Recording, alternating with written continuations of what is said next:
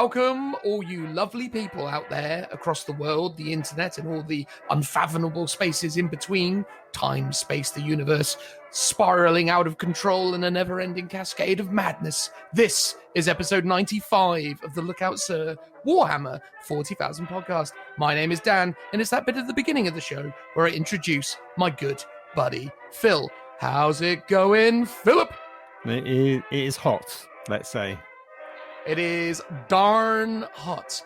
I am really hoping that my echo cancelling functionality of this app that we use to record is doing well, because I've got an air conditioner on in the background, and in order to have an air conditioner on, I have to have my window slightly cracked to facilitate the positioning of a nozzle with which the air is either sucked out or blown through. I don't know the specifics, but I'm near a road, and there's always lots of cars making loud noises. How are you coping with the heat, Phil? Just about. I prefer bring on winter, is what I say. Winter, prime hobby time.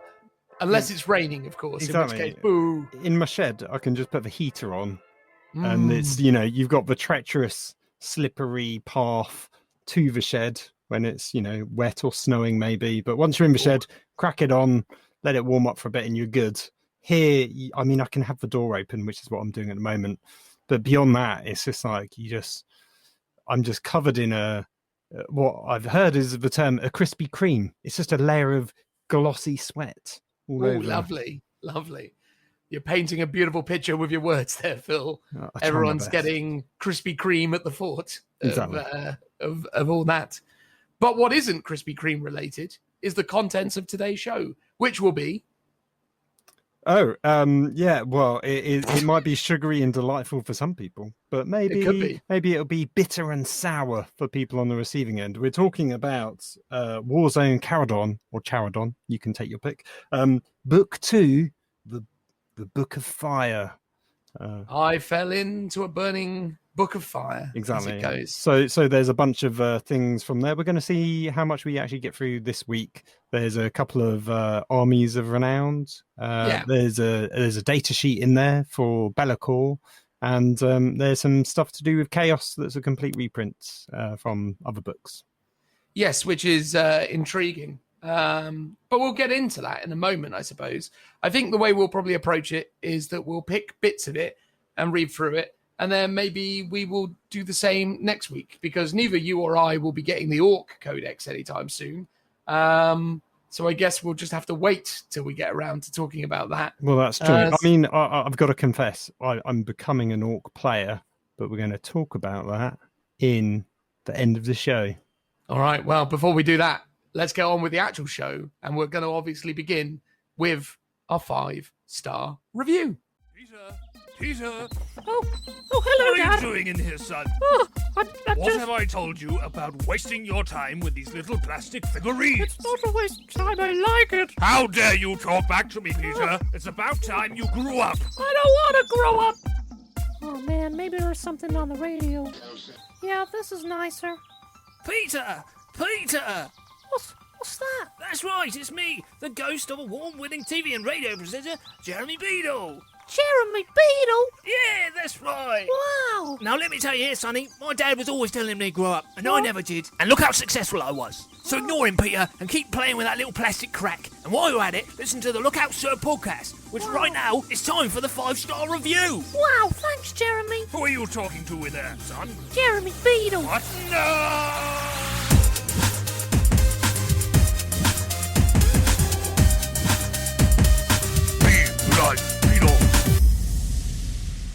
This week's 5-star review comes from where, Phil? Well, my sweaty nether regions. Would your sweaty nether regions be capable of rewarding 5 stars to anything? It is very complimentary. It is very complimentary. I suppose you have to have relatively low standards when you are, the aforementioned, place. Can't go around having high standards when you exist in that sort of condition, I suppose. Exactly, in that dark cave. That dark, cavernous space. Do you know, Phil, someone was saying the other day that they don't like listening to these segments of the show because they find them self-indulgent and a bit redundant. So that was nice of them, wasn't it? I know. It was like a YouTube comment by any chance? That was a YouTube comment, yeah. I mean, to be fair, I don't mind. I don't mind people not liking stuff that we do. And I was very polite to the individual in response. I was to the point of like, honestly, appreciate your feedback. And I do appreciate the feedback. It's good to know if people aren't liking it. But do you know what would have been better if he left that feedback in the form of a 5-star review? Because that's how we like it. Because that is honestly how we get most of our feedback from people listening. Obviously, it may be self-indulgent, but also most people don't bother to message us on Facebook or Instagram. They just do a 5-star review instead. So it's nice to hear that, people out there actually listen to us.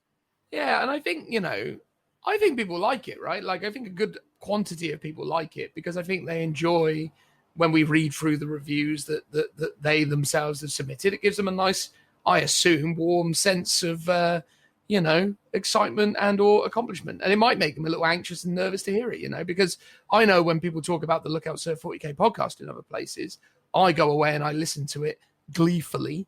But then, I'm a little bit trepidatious of what might be said. But nonetheless, it's, it's a roller coaster when people, acknowledge you over the internet or any, form of media. So I think this is a vital segment. But obviously I appreciate the feedback. I get that it's not for everyone, but that's why we put timestamps in, right? That's why you can skip right past it. That's how it goes. Yeah. Phil, at some point as well, are we doing the outro bit where you address some of your ongoing conversations around Plastic Krieg as well? 'Cause you had a lot of feedback on that, didn't you? Yeah, let's do that in the outro. All right. Anyway, this place is not Phil's Sweaty Nether regions, although Phil's Sweaty Nether regions can be located within this location, that being Apple Podcasts of Great Britain, although obviously, not specifically Apple Podcasts, but Great Britain itself being the resting place of such finery as the terminology that I will refuse to continue saying for fear of offending people, although I feel like we've probably gone far enough now that it's we're too far gone. Anyway, this is from Cousin Fat. There we go. Would you assume by the name of Cousin Fat that this is a twice as fat cousin as an average cousin? Or perchance that, I don't know, I'm trying to think of other ways that could work. It's basically an obese cousin. That's what we're taking from this, right? That would be my first assumption. That would it. That's it. I can't really think of any other way of spinning that. Great name. All right. Yeah. Anyway, like a pair of comfy old slippers, 5 stars. Having recently started a new job that requires regular 35-minute drive to and from work, and, of course, being a shameless nerd, I immediately zoned in on 40K related podcasts to fill the time on said commute. And that is obviously a useful function of podcast media, is to get, exciting topic related news and information in a, wonderful way. That's why we like doing podcasts, right, Phil? It's informative fun. Is it informative for us when we're doing it, or when we're listening to other podcasts?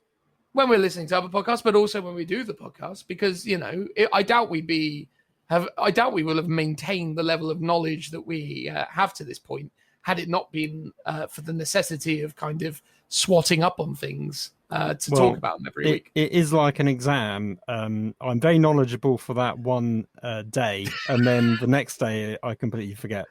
Exactly. Tell us your thoughts on the Drakari book, Phil. I can't remember. It's a blank. I can't remember. Paulie said a lot. Paulie was there, and that's all I remember. And then I mostly zoned out. Yeah. I've got to learn the Drakari book again because I just bought Joe's Drakari army off him. What a surprise. I know. I like buying Joe's armies. Exactly. It's a tradition of mine. Anyway, the Lookout Sir podcast is not only full of great content, much like what we just did there, great content, and insights into our hobby. The two hosts, Dan and Phil, have a lovely patter and a rambling style. Unbelievable. How dare you insinuate that we have a rambling style? The cheek. It's as if everyone says that. I know. It's almost as if it's true. Is it actually true, or is it just an ongoing in-joke between us and them? I mean, do you suspect for a moment that this is a succinctly well-constructed, scripted podcast? Is that what you're saying? No. It's hilarious, Phil. I don't know what I'm going to say every intro. That's the thing that always gets me. I was quite proud of myself for this intro because I think I kind of held it together, but it did feel like in my brain it was going to fall apart at any moment. Well done. Thank you. That's all I want, Phil. That's all I ever want. That's why I love this 5-star review segment. Makes me feel big and clever. Anyway, giving us their thoughts on everything from rules, releases, narrative, competitive, challenges, and what we hobbyists face and beyond. Personally, when traveling home late from a relatively high-pressure job, I can't think of anything I'd rather listen to than these guys. It's like putting on a pair of comfy old slippers before getting home and slipping one's feet into, a pair of comfy old slippers. Keep it up, chaps. And we will, Cousin Fat Fat. Thanks in part to your lovely 5-star review that continues the ongoing propaganda that we are a podcast worthy of others' attention. But sincerely, thank you very much for the 5-star review. Hugely appreciated. I hope that your high-pressure job and your 35-minute drives have treated you well. And that, you and all of your extended loved ones and family are doing great under these trying times. There you go. Kind of got a bit Boris Johnson there. Anyway, Phil, please say thank you to Cousin Fat Fat. Well, thank you, Cousin Fat Fat. What a lovely review. I mean, I think Dan's sort of said it all this time. Normally he leaves it to me. He's done it himself. So I'll just say thanks and leave it at that. I ruined it, Cousin Fat Fat. You were looking forward to Phil's in-depth thank you, and I stole it from you. That's not very good of me, is it? No, I know. If I have to add anything, it's like there is a theme. Our listeners are all commuters, it seems. It always feels like there's commuters out there listening to us. I wonder if there's anyone that just, wants to sit down and just listen to us for 2 hours, not doing anything, not even painting. Just like, I'm just going to relax, close my eyes, almost meditate. Indeed. Trapped in a state of paralysis there upon like an armchair, trapped by, the hypnotic aspects of our delivery. Exactly.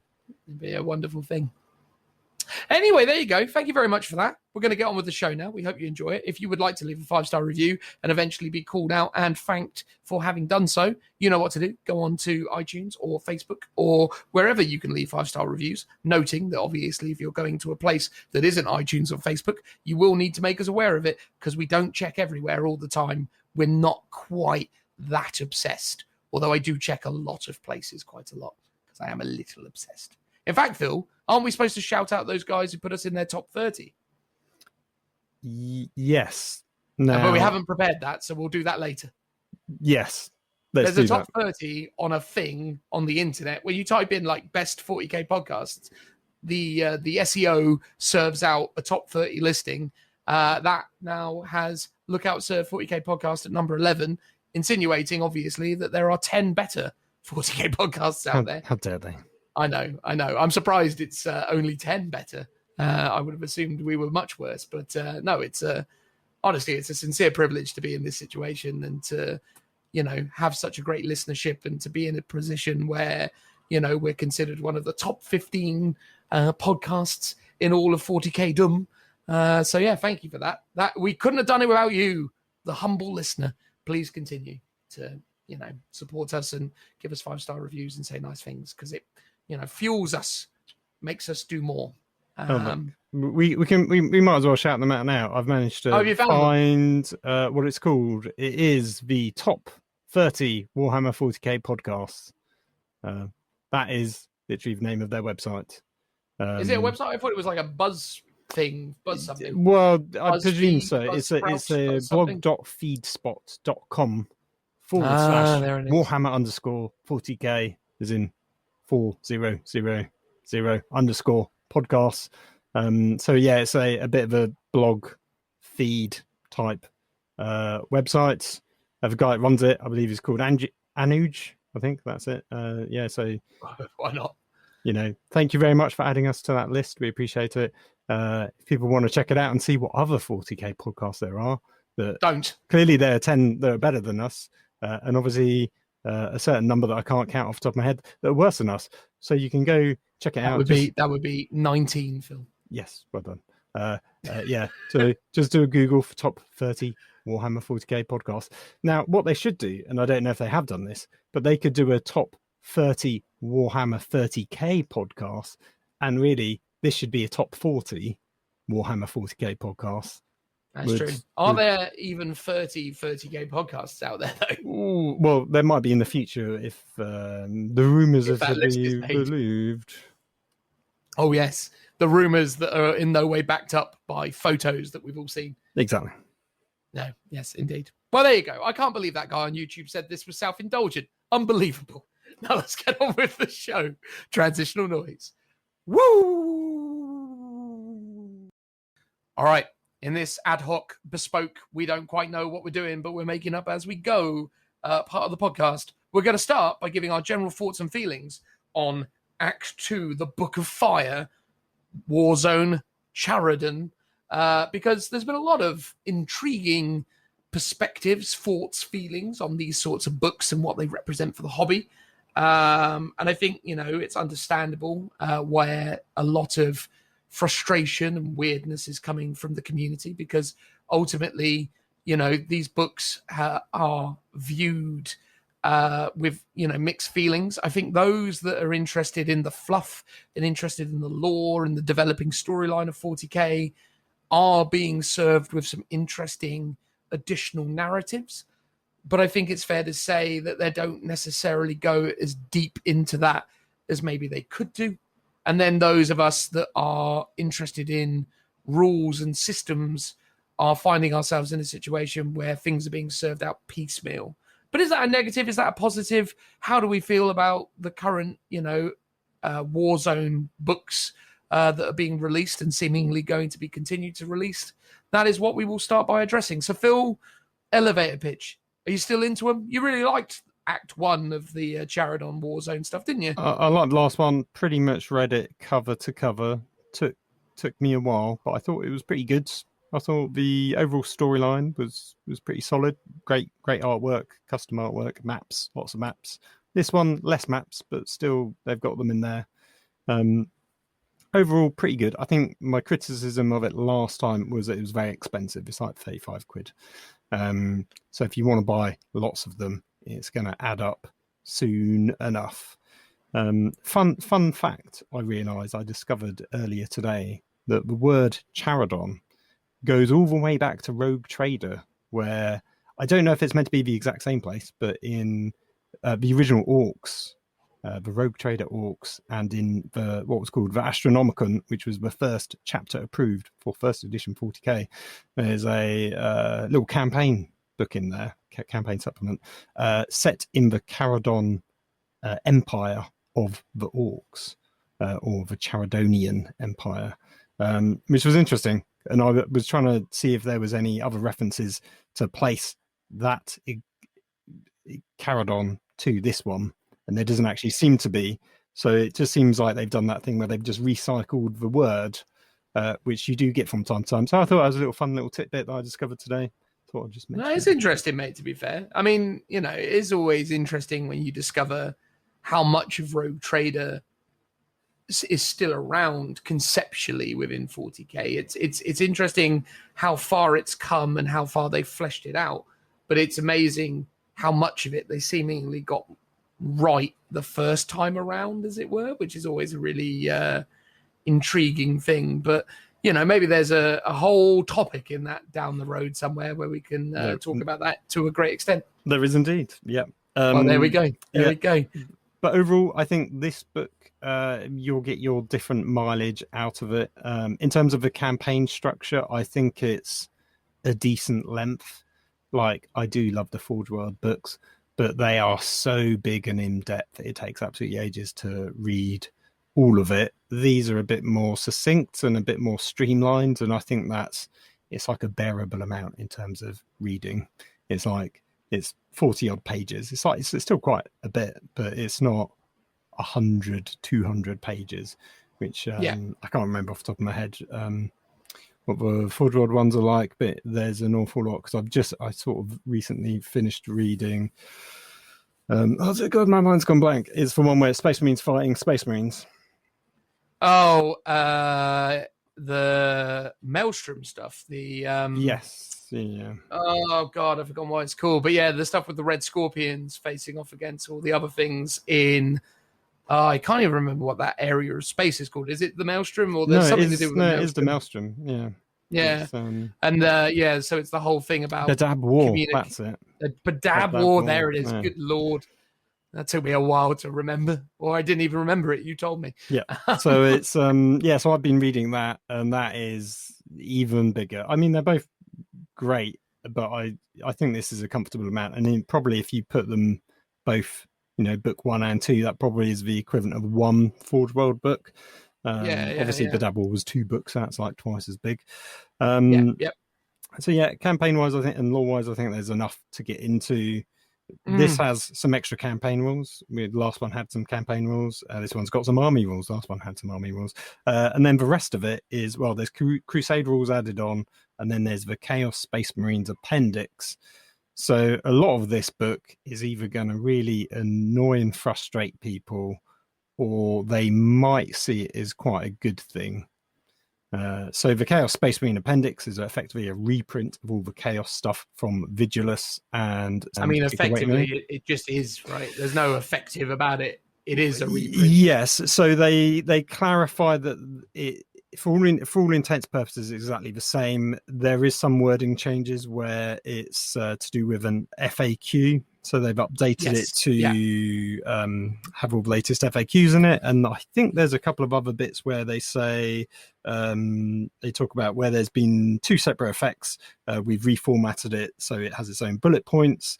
We've updated some bits, especially from Vigilus to 9th edition terminology, as it's sort of represented in core rule books. So things like using terms like engagement range.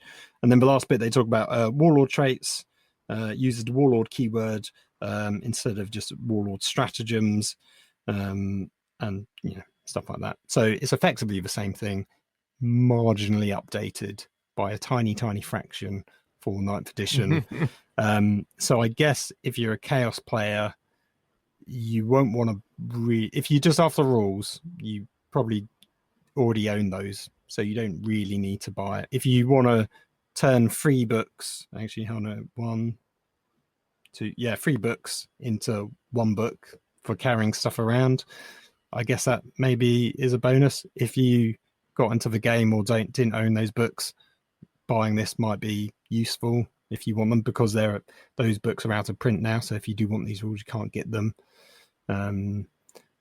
Or if you collect Be'lakor and you want him, this is the only place to get that data sheet at the moment, unless you're going to wait around for a Chaos Demons book, which I assume is going to be some time away. I would assume so, yeah. Yeah, so overall, I don't know. Like a Chaos person, you could wait out, because most of this stuff will probably filter into the Chaos Marine book. I imagine some stuff will get stripped out, how they've done it with previous codexes. They take the best bits from Psychic Awakening and Vigilus and put them into the codex. So yeah, I mean, what's your thought on the reprint effectively to bulk out a book? Well, I think was that a loaded most question? Interesting. No. I think it was a perfectly adequate question. I think first of all, one of the things that's interesting about it is the fact that this tells me that Chaos Space Marines are a long way away, because you wouldn't do this if they weren't. But then I say that, obviously Games Workshop have released Space Marine codexes every year, quite frequently. So, to speculate on how long or far off the Chaos Space Marine book is an interesting thing. But again, I would assume Chaos Space Marines are over a year away at this point, because this does feel like a stopgap thing. Do I dislike the fact that Games Workshop are taking rules that they basically have out of print and putting them back into a printed current book in order to continue to support that range? No, but in the case of Chaos Space Marines and where they're at currently, I think it's a little bit more egregious than some other instances. And I think, Chaos Space Marine players have a lot to be upset about at the moment in terms of the level of support that Games Workshop are giving. We need to remember that in 2019, the Chaos Space Marines received their updated Chaos Space Marine Codex, which essentially amalgamated a bunch of stuff from the Charadon. No, that Charadon, was Warzone, from Vigilus Ablaze. Vigilus Ablaze. So it took a bunch of content from Vigilus Ablaze and effectively kind of did a very, very, very kind of piecemeal update to Chaos Space Marines. And then little than a few months later, the Chaos Space Marine players were obviously upset by the fact that their piecemeal Chaos Space Marine release was then preceded by an extensive Imperial Space Marine release, where Space Marines got a whole new codex with new data sheets, new units, new rules. And although the Chaos Space Marines did also get new units with new rules, they were all kind of bolted in a really kind of ugly way. And then when you move on to then what was then added with the support that the Chaos Space Marines got during Psychic Awakening, the Faith and Fury stuff, the Fabius Bile stuff, I think that was really lackluster compared to obviously what the Space Marine players were enjoying at that point. And then obviously to find yourself in a situation where early 9th edition Space Marines yet again get another book, yet again get more support, and you're just kind of left out in the cold as all of these, firstborn Marines are getting their 2 wounds and getting new rules and getting new gear. And the Chaos Space Marines just keep falling back and back and back. So I think it's just a perfect storm. I think if this had happened in isolation, I don't think it would have been met with nearly as much frustration. But it is really difficult playing Chaos Space Marines and Chaos Demons at the moment. Both their books or both their rule sets have become so utterly piecemeal. It's bonkers. All the places where their rules reside. It's like if you're a parent or a new hobbyist going into a Games Workshop store and you say, I like Chaos Space Marines, it's like, cool, what books do I need to play my Chaos Space Marines? It's like, well, you need this, you need this, and you need this. And admittedly, this goes some way towards clearing that up. Yeah. But it's still not perfect. And I think that's the thing. It's just a bit of a mess. Well, I mean, surely now all they need is the Chaos Codex plus this new book. Oh, true. Actually, yeah, you're right. Because I forgot that they've updated Chaos Space Marines to... Yeah, okay, no, you're right. Because in my mind, because again, with my collection of books to run Chaos Space Marines, I've got Codex Chaos Space Marines, the first print. Then I've got Vigilus Ablaze. Then I've got this now. Yeah, so it's weird because surely the second Codex version of Codex had some of the stuff from Vigilus Ablaze in, but then they've also said this book contains stuff from Vigilus Ablaze. So surely that exists in the Chaos Codex 2.0, or are they assuming that some people still don't own that one and own version 1, so therefore they've included it all in here to effectively update that? Yeah, I mean, so there was some stuff in Vigilus Ablaze that has not made its way into this and is now out of production, which is a lot of the specialist attachment stuff, which was some of the best stuff for Chaos Space Marine as well, because there was the Iron Warriors specialist attachment where at the end of your opponent's movement phase, you could shoot with a unit. There was the Black Legion stuff that was really quite powerful. Yeah. Well, that's sort of like all the specialist detachments have kind of gone. You can technically still use them, but not in matched play. But again, as you point out, all of those are out of print. So if you're new, you couldn't get access to them anyway. So they've effectively been brushed under the carpet as in a don't look at those and don't use them ever again.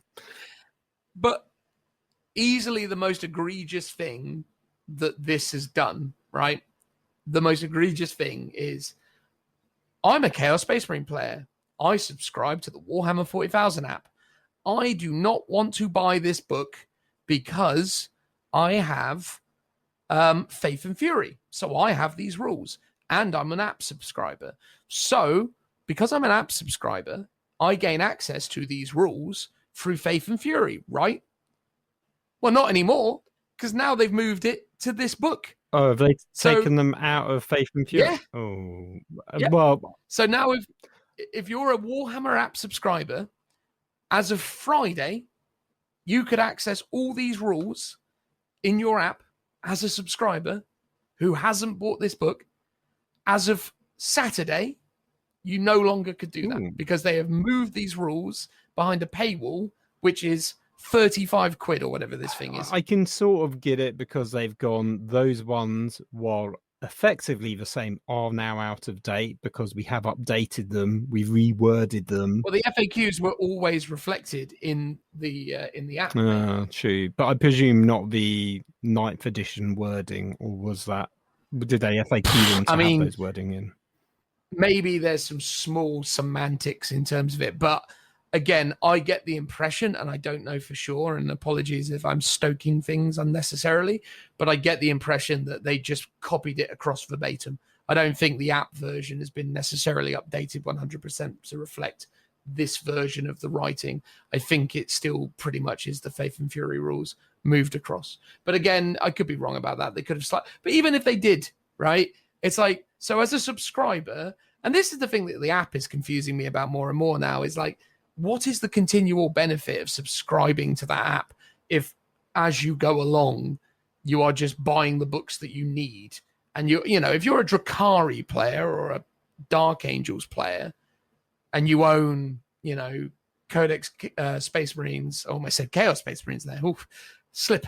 But you know, you own Codex Space Marines and you own Codex Supplement Dark Angels, and you only play Dark Angels. It's like, why do you need to subscribe? Because, you know, every single time a new book drops, you're gaining less and less access to stuff, which I guess is when Warhammer Plus will kind of take that over the edge. But no, I think that's the most egregious thing about this release, is the fact that it used to be that, you know, this was included in your subscription and now it isn't. And I think that is it's just a bit of a bitter pill to swallow, unless of course, I suppose if you were aware of this, you could have the night before been made aware of it and screen grabbed everything that you needed and had it in like your photo library or whatever. Yeah. So looking on the website for the Warhammer app, basically the freebie stuff is, it says searchable core rules, latest updates and FAQs, and the ability to unlock your codex. The subscriber gets, and weirdly it doesn't actually mention all the old stuff. It's talking about new stuff. It says data sheets for every unit, which is relevant still. Build your army with Battleforge, which is relevant if you want to use that, even though it's not 100%. But you wouldn't. And also the other one is coming soon, track your Crusade forces, which will be really great if it ever comes and if it works. I don't really hold out much based on how the build your army Battleforge bit is quite buggy still. It's an awful mess. So, but the fact is, you get the data sheet. So even though you may not have bought the new codexes, you've got access to those data sheets, which I do think is pretty good. There's only one Chaos Space Marine data sheet in the new Chaos Space Marine section. It's Fabia's Bile. Everything is rules. In terms of this book, yes, but I mean, you know, you could be a subscriber, and you know, for example, I've not bought the Necron Codex, but I'll have access to the Necron data sheets because I'm a subscriber. Versus you get access to the profiles. You don't get access to anything else. You don't know their special rules. You just know their weapons and their movement and their. That's sometimes all you need. I mean, it would be nice to also get the special rules. I think sometimes some of the special rules are in there, and then others are just locked, and it's quite arbitrary as to. No, mate, none of them are now, mate. Like if you don't own that book, you just get. I mean, I'll check right now, mate, because I I do own the Sisters of Battle book, but I haven't gotten around to putting the code in. So let me just... oh, it's updating. This is how often I use this thing. Come on now, you. Don't muck me around. Da-da-da-da-da-da. This was supposed to be a much more seamless situation than it is. Okay, cool. So,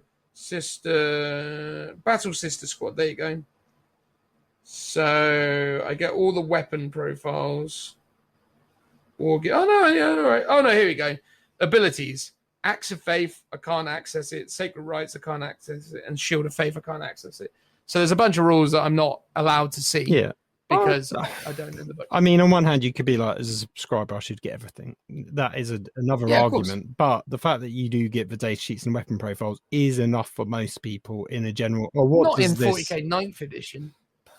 Because all the rules are the rules. The problem is with 9th edition is it's not a system-based game. It's not honestly, the stat lines are the least important things. The most important thing a unit gets is all the guff that you put on it.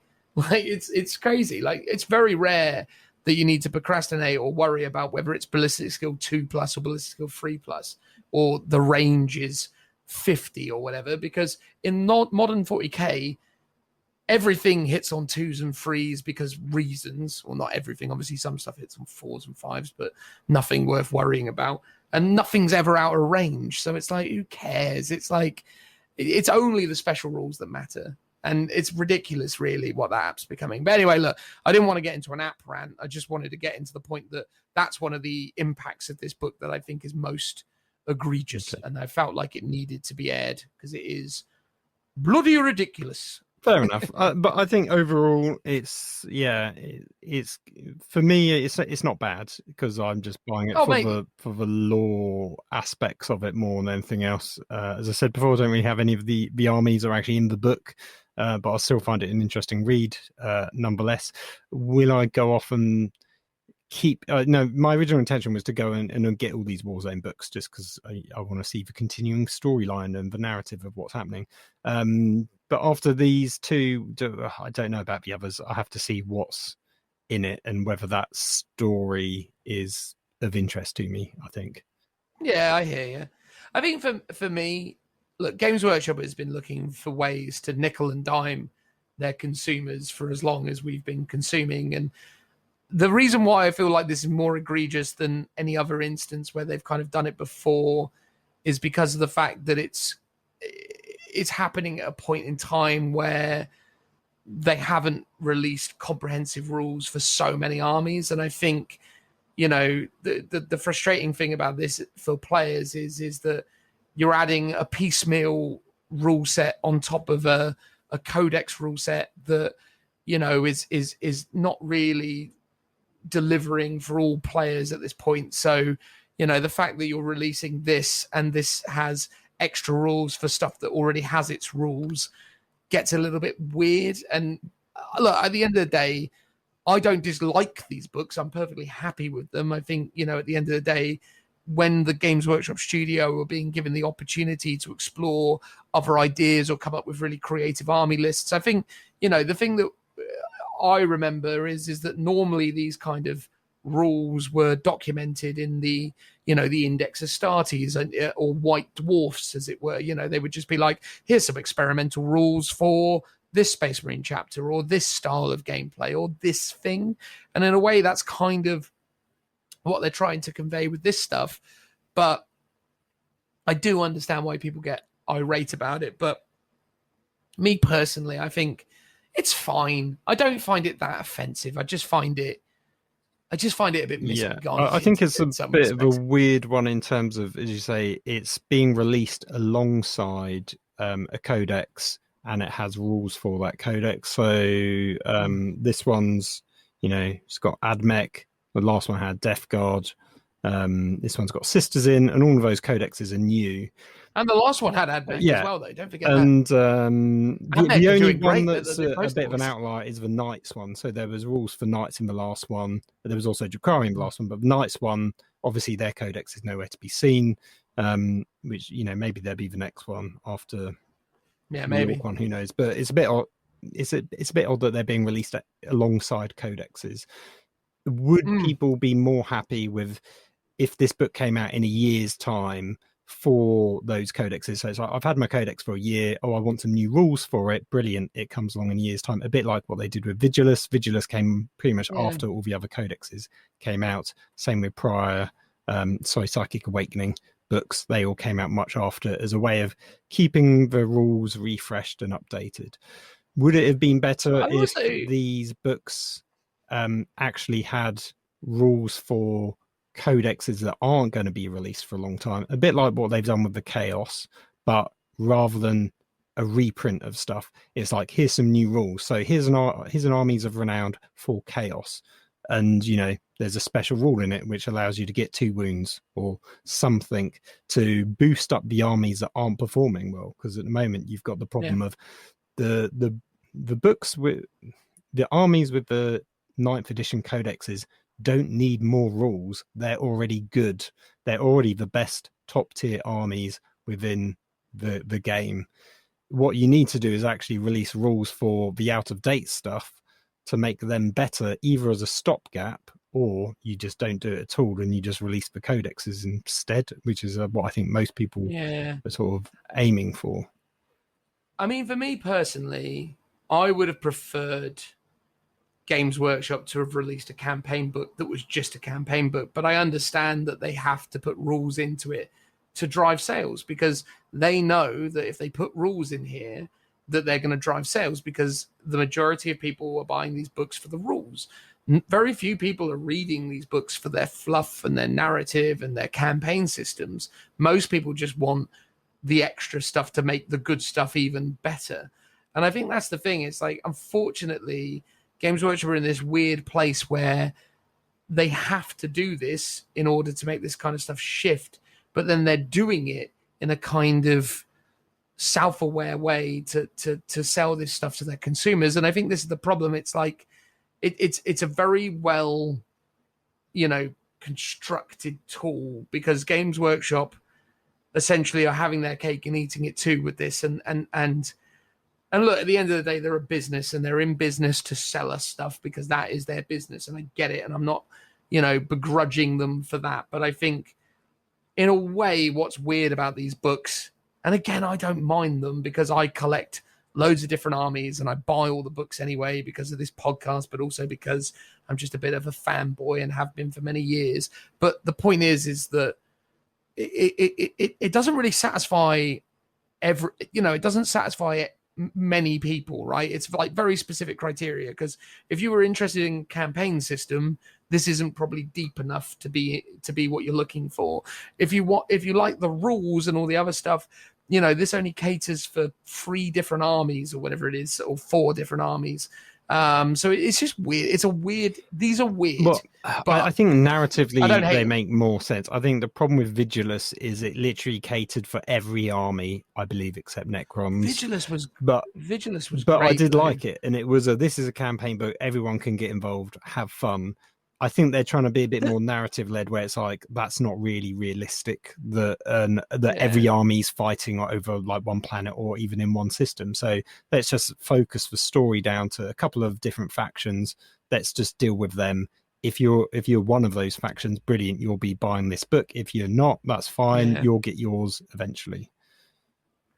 I think that's the thing with Vigilus. What was good about Vigilus was, and again, you got to go back to the mindset of like the 2019 Games Workshop product, because, back then, 2018, 2019, when Vigilus shipped, it was exciting because we were playing this living rulebook of 8th edition and we were engaged with it, and the rules were exciting and new and interesting. And, the armies that were coming out were powerful, but not broken powerful all the time, although some of them were better than others, right? Like, we can't pretend that there weren't strong books out there, but there was a general sense of goodwill and enthusiasm behind the hobby that people were really hyped about this stuff, because they teased the Marneus Calgar storyline. They teased the return of Abaddon the Despoiler. It was such big players within the 40k lore coming back to, or being reimagined. Like, it's difficult to think about it now because we're so used to the modern Abaddon sculpt. But we were as a community so excited to see that, and then to also see the narrative unfold the way they kind of like started teasing it, and then having the guy that was his herald or whatever it was on it, Harken World Claimer.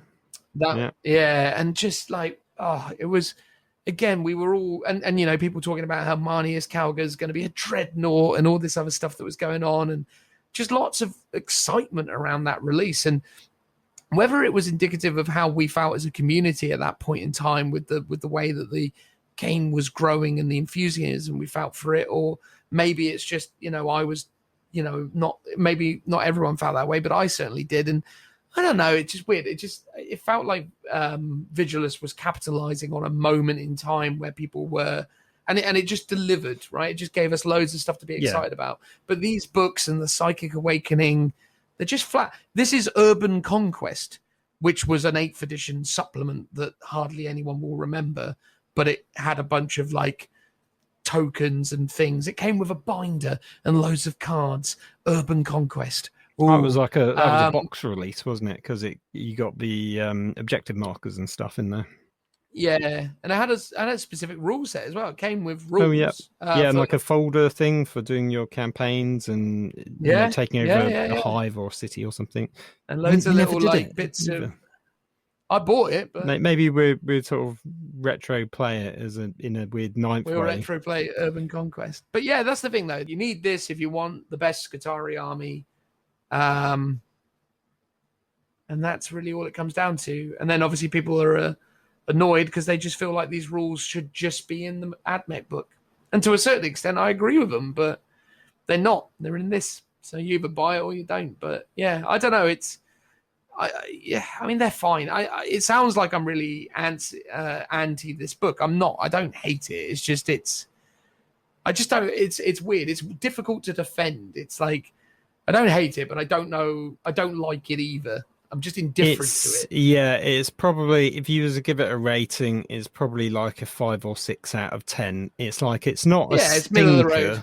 It's not the best, but it's all right. It's just average, I would say. It's overpriced though, right? It's overpriced, and there's just some the weirdness about the timing of the release in relation to the codexes that relate to the armies in the book. I think that's probably most people's gripes more than anything, and I think that's why it's a bit of a damp squib in terms of people's opinions and feelings to it. So if they, as I said before, if they change the timings, if this came out a year after, like the exact same contents, but let's say the chaos bit, and it had something else in, because that does honestly feel like filler. It's like they could have released that for free as a PDF or something for chaos players, as like an FAQ, to be like, here's these stuff that, you know, you can't get access to, but we want it to still be relevant. They could have just printed it in White Dwarf, because that's sort of how they've been doing stuff. And, you know, another reason why chaos players probably hate this is because it's a complete reprint, which is exactly what they did with Index the Fallen in White Dwarf that we talked about a few episodes ago. Well, that is true. That was, again, a complete reprint, no changes there. They've just updated the wording for 9th edition. So those people hoping the Fallen will get great new rules would be really disappointed. You see Chaos is in here. You're really hoping for some brand new rules. You're just going to be disappointed. It's the stuff you've already got. So they, you know, in terms of goodwill, they could have released those rules in some other way and put some other things in here instead. But let's imagine this came out in a year's time. I think everyone would be happy with it. It's just extra rules for an army that you've been playing for a year. And I think that would have solved it. It's just how they've gone about releasing it is weirdly just makes people less enthusiastic for the book. Exactly. Make it 25 quid. That too. And yeah, and I just think that's it. Really, it's the wrong side of £30, and it's just one of those things. Like I say, it's. I would have rather, if they'd taken out all the chaos stuff, they could have put in all the White Dwarf Warzone Charadon missions in here, and this would have given it much more. I mean, there's 3 legendary missions for the campaign, same as the last book. But if it just had a bunch of really cool regular missions, that would have been amazing. And I think that would have had a bit more utility for the average gamer. The new Crusade book, the sort of Sisters Ashes, I wouldn't say Ashes to Ashes, but that's a TV show. Ashes of something or other. That's got a bunch of, that's like 30 odd missions in it. And that's themed to this war zone. So, and a bit like the Nurgle one as well, they are like sort of sister companions to this book, along with the White Dwarf. So it's, again, if you really want to get into Warzone Charadon, you've got 2 books for the war zones, about 5 issues of White Dwarf, plus 2 Crusade books that you can buy. It's like all of that should really be in these 2 books. Then it would be worth 35 quid. Well, that's the crazy thing, though, isn't it? When you consider that the Crusade book is still the core rules plus a bunch of, it's like that weird thing, isn't it? Like these things contain all this extra stuff as well. Yeah, it's interesting, mate. It's interesting. But there you go. Look, I mean, my perspective on it is it is what it is, right? I mean, I don't love it. I don't hate it. I don't really feel that strongly at all about it, even though I was able to speak relatively passionately on the topic. I just think it's just, I want to like most stuff that Games Workshop does because I'm a fanboy, but it's like, it's hard to love you. Yeah, I think that's the thing. It's like we want to love you, but you're making it real difficult to actually do that. Exactly. That's it. Oh well, there you go. That was that. We're going to now talk about some stuff that's in it. So we're going to move on to that next. Transitional noise. Woo! All right, then, guys, we're going to talk about Belly Core. I like Belly Core film. I've always liked the mini, the old mini anyway. I was a little bit dubious of new Belly Core at first, but he is a beaut, isn't he? He's good. I think the one thing I've never quite gotten on with is the chains on the wings. I get that was a historical precedent made in the previous model, so they've sort of had to carry that over. I think it's grown on me, but overall, even with the exception of that, it's a fantastic model. I saw a really beautiful one the other day on Instagram. I wish I remember who did it, but he had piled up loads of Stormcast Eternals at its feet. Sort of sculpted out a bunch of Stormcasts at its feet and did it in a kind of gold color scheme, and it was gorgeous. Brilliant. This is my pile of treasure of dead models. Yeah, exactly. And I've supposedly, rubbed them over me till the gold has come off. Brilliant. I have a soft spot for Bellacourt purely because he was the arch nemesis in Mortime. He was the secret power behind the throne. I think they called him, something like the Dark Shadow. He was basically like the evil character in the background that you never actually saw. And then in the actual timeline, it was from Mortime where he actually comes from. What I like now, though, about Bellacourt is I feel like Bellacourt goes a good way towards really presenting the idea of what a demon prince should be. I think, the demon prince has become quite an underrated minion of chaos now, where in reality, demon princes should in many respects outrank greater demons in some regards because they are, depends on which version of the kind of fluffy narrative stuff that you're exploring, but the idea around like the greater demons is they're kind of more sort of, I suppose the thing is with the greater demons is they're kind of more impressive, big, large adaptations of, an effigy of their supposed gods. But the demon prince is a demon that has essentially ascended, or an individual that has ascended to demonhood and then on to, princedom within there. It's a demon that has risen through the ranks and aspired to, to this lofty position. And, the lore around demon princes has been that they've always had like, worlds dedicated to them, and they've got, all of this kind of stature and presence within the lore because you know, they're these incredible, impressive entities that control, you know, armies and have dominion over worlds or systems. Like, they're really significant characters. Whereas it feels like now, especially within the game of 40k, until Be'lakor came along in his current form, Demon Princes have kind of been relegated to, you know, something between a herald and a lord of change or whatever, I guess. Yeah, they're very much like, oh, I've really just got him here to give buffs and auras to the rest of my army, even though he's meant to be like a combat monster. He's not really, that's not what he's here for now in the current rules. Quick question, because I'm not 100% au fait with the law. Could a demon prince be effectively like a human champion that gets raised to demonhood and then become a demon prince, or are they meant to be always demons to start off with? No, I think there's multiple routes. I mean, it's interesting, right? Because in every respect, really, the demon primarchs are demon princes, essentially, right? But we just call them demon primarchs because you've got to kind of retain their, you know, historical narrative importance. But in many respects, the ascension of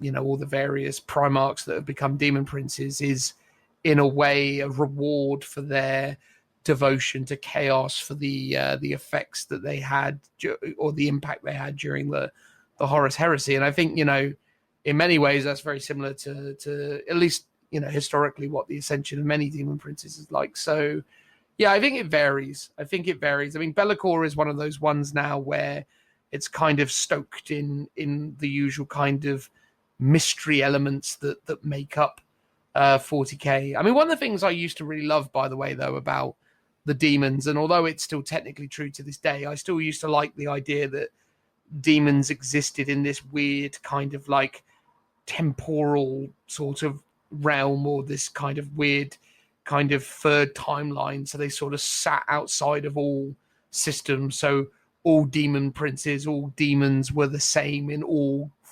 40k or Age of Sigmar or systems, but that's what it used to be. Very like early editions of Warhammer. It was Warhammer Fantasy, and then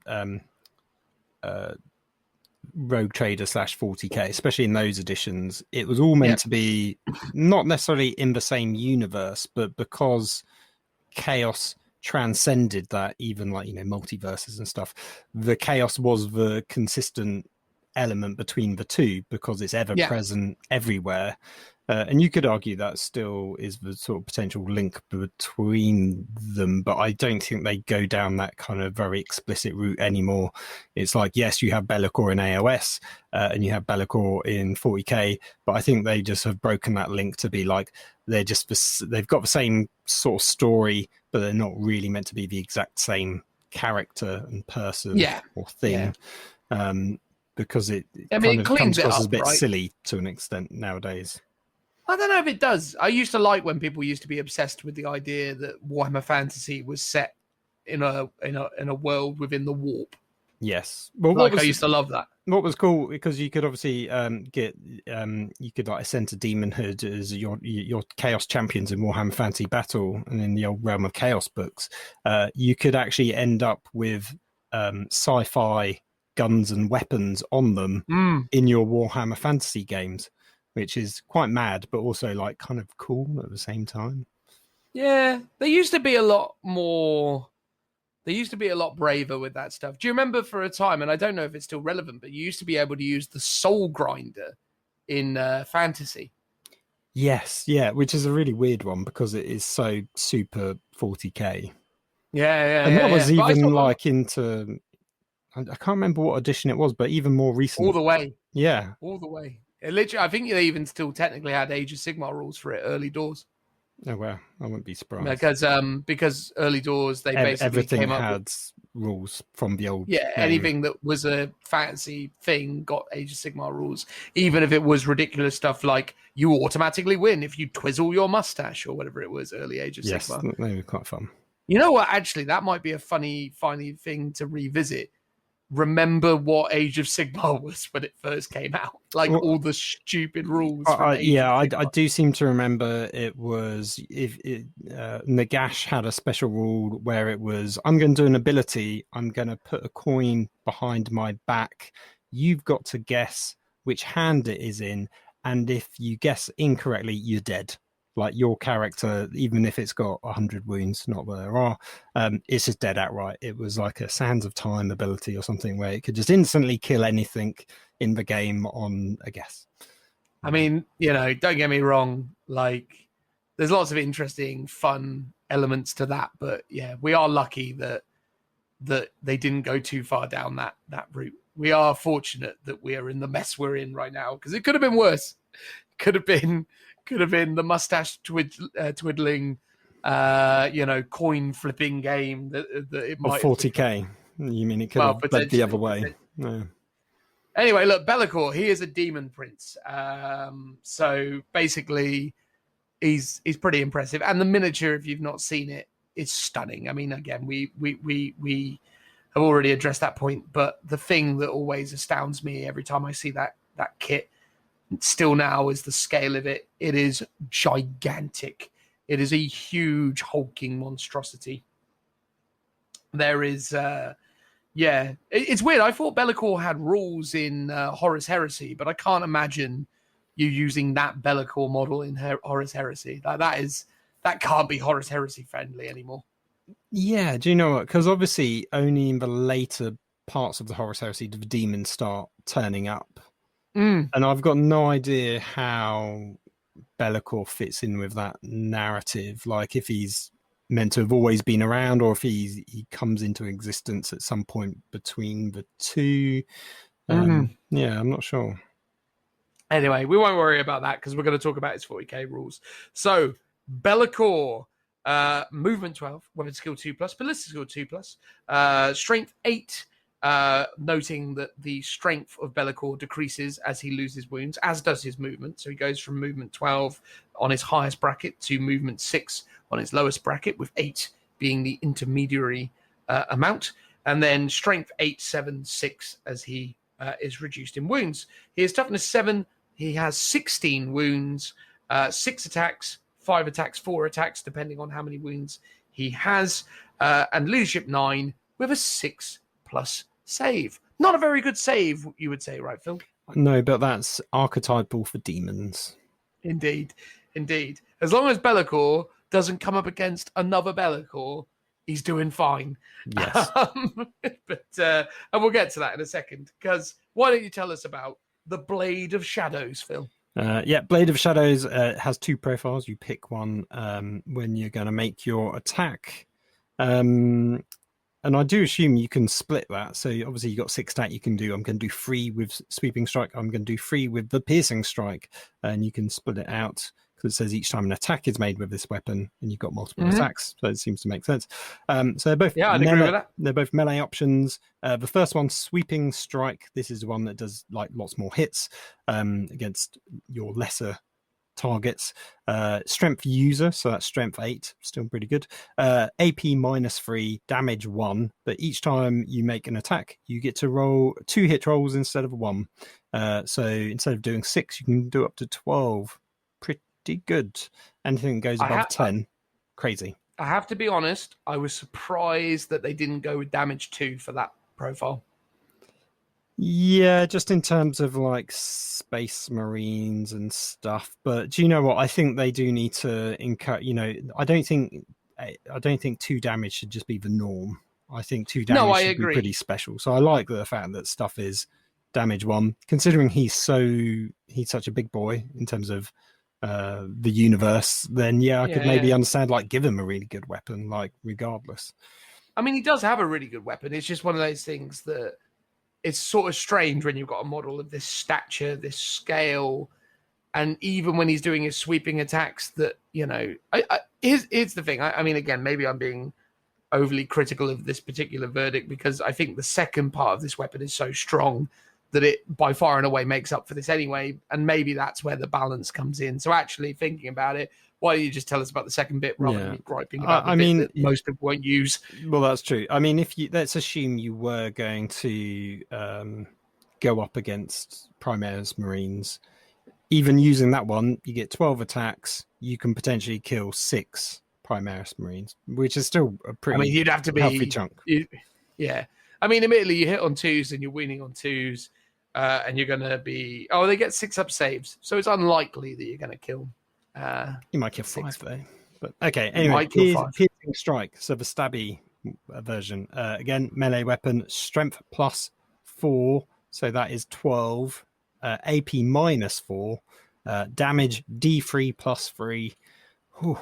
And each time an attack is made with this weapon profile, invulnerable save throws cannot be made against that attack.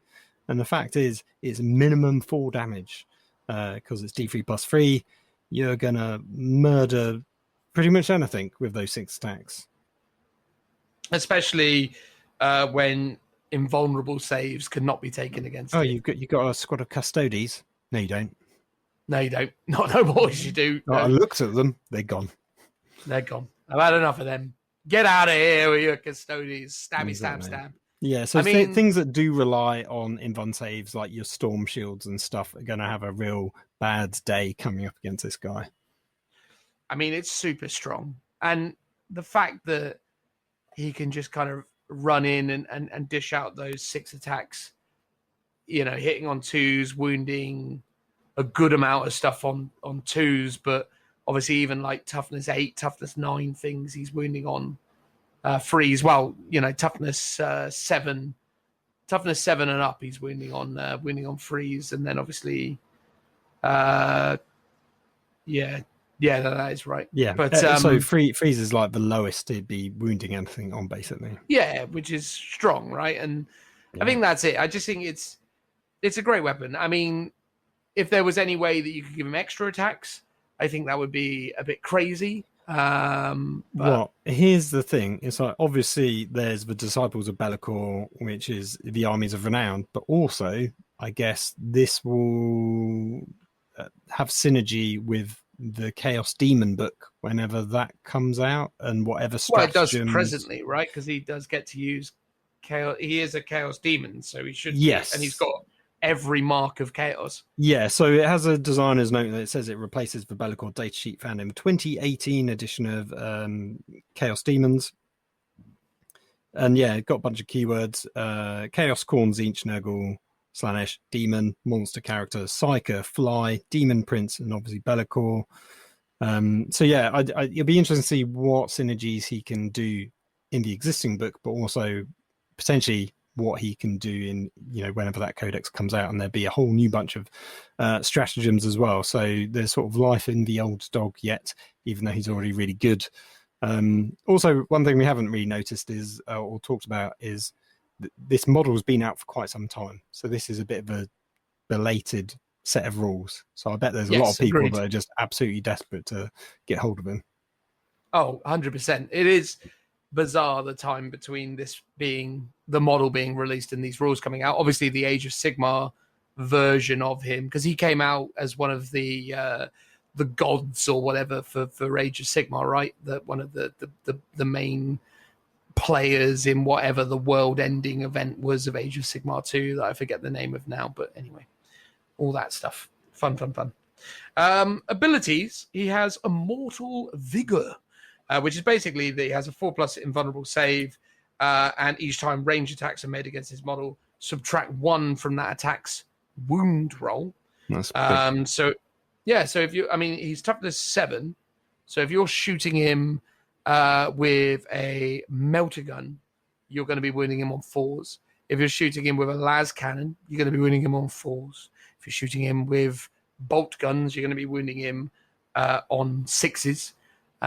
So he is a very, very durable target, especially when you take into consideration Shadow Form, which is each time attack is made against this model, your opponent cannot reroll hit rolls. And each time an attack is made against this unit, you subtract 1 from that attack's hit roll. So you are -1 to your wounds when firing ranged attacks against him, and you are -1 to your hit roll when you are just trying to hit him. So whatever you're trying to do, you're -1 to hit him. And if you're shooting him, you're -1 to wound him. And then obviously, if you're in a fight with him, you are -1 to hit him in those circumstances. But he is still Be'lakor. So you're done gone wrong should you find yourself in that situation. But yeah, what do you reckon about that combination, Phil? It just makes him super resilient. Like, he's got a lot of durability baked into it. And obviously, we said he's got 6-up save, but it doesn't matter because he's got a 4-up invuln. But then it's like -1 to hit, -1 to wound, no rerolls to hit, plus your 4-up invuln. That's a lot to keep him safe. I don't think he's got anything like -1 damage. He doesn't have anything that caps the number of damage per phase, like Ghazghkull or anything. But it's quite thematic for him. He's meant to be, the Dark Master, dark in the shadows. So make it just really hard to hit him and damage him. Wound him. Yeah. So I think that's good. It's interesting that the stipulation is specifically ranged attacks with the -1 to wound. I dare say there's a few people out there, not necessarily trying to cheat anyone, but I dare say there's a lot of people out there who maybe didn't quite manage to read the word ranged when they read that rule, because it actually is quite bizarrely, it's tucked away in there. They haven't made a very big emphasis of the word range. So, just again, if you are finding yourself playing against Be'lakor and your opponent says that you're -1 to wound them from a melee attack, you are not. You wound him on as if he were anyone else. So if you're punching him with a power fist, you're wounding him on freeze. But if you shot him with a melee gun, which is also strength 8, assuming that the person wielding the power fist was strength 4, like a Space Marine or whatever, thus making it strength 8 power fist.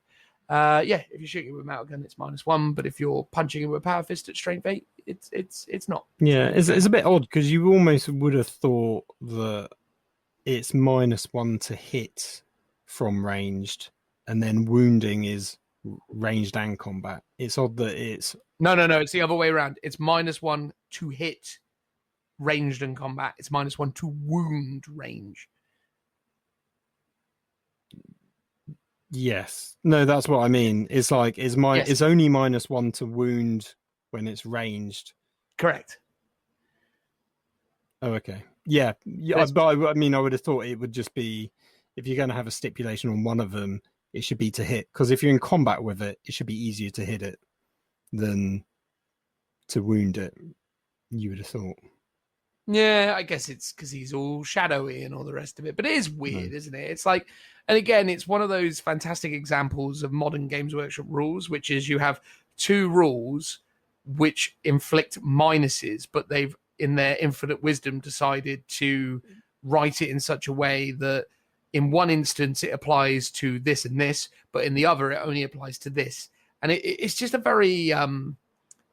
it's just not helpful. I feel like a lot of the problems that I'm experiencing with the 9th edition rule set is because their rules are so cumbersome. It's one of those things, like, I'm used to janky rules, but these kind of rules are so meticulous that it becomes really difficult to remember all this stuff. And this is where so many mistakes get made, because it's so weird to try and be cognizant of all these subtle differences. Yeah, I guess if it was -1 to hit and wound in either just ranged or just combat, or just -1 to hit and wound for everything, that would be the simplest option. Maybe they've gone, well, that's a bit too imbalanced, and we need to actually, because -1 to wound is probably the most powerful one out of the lot.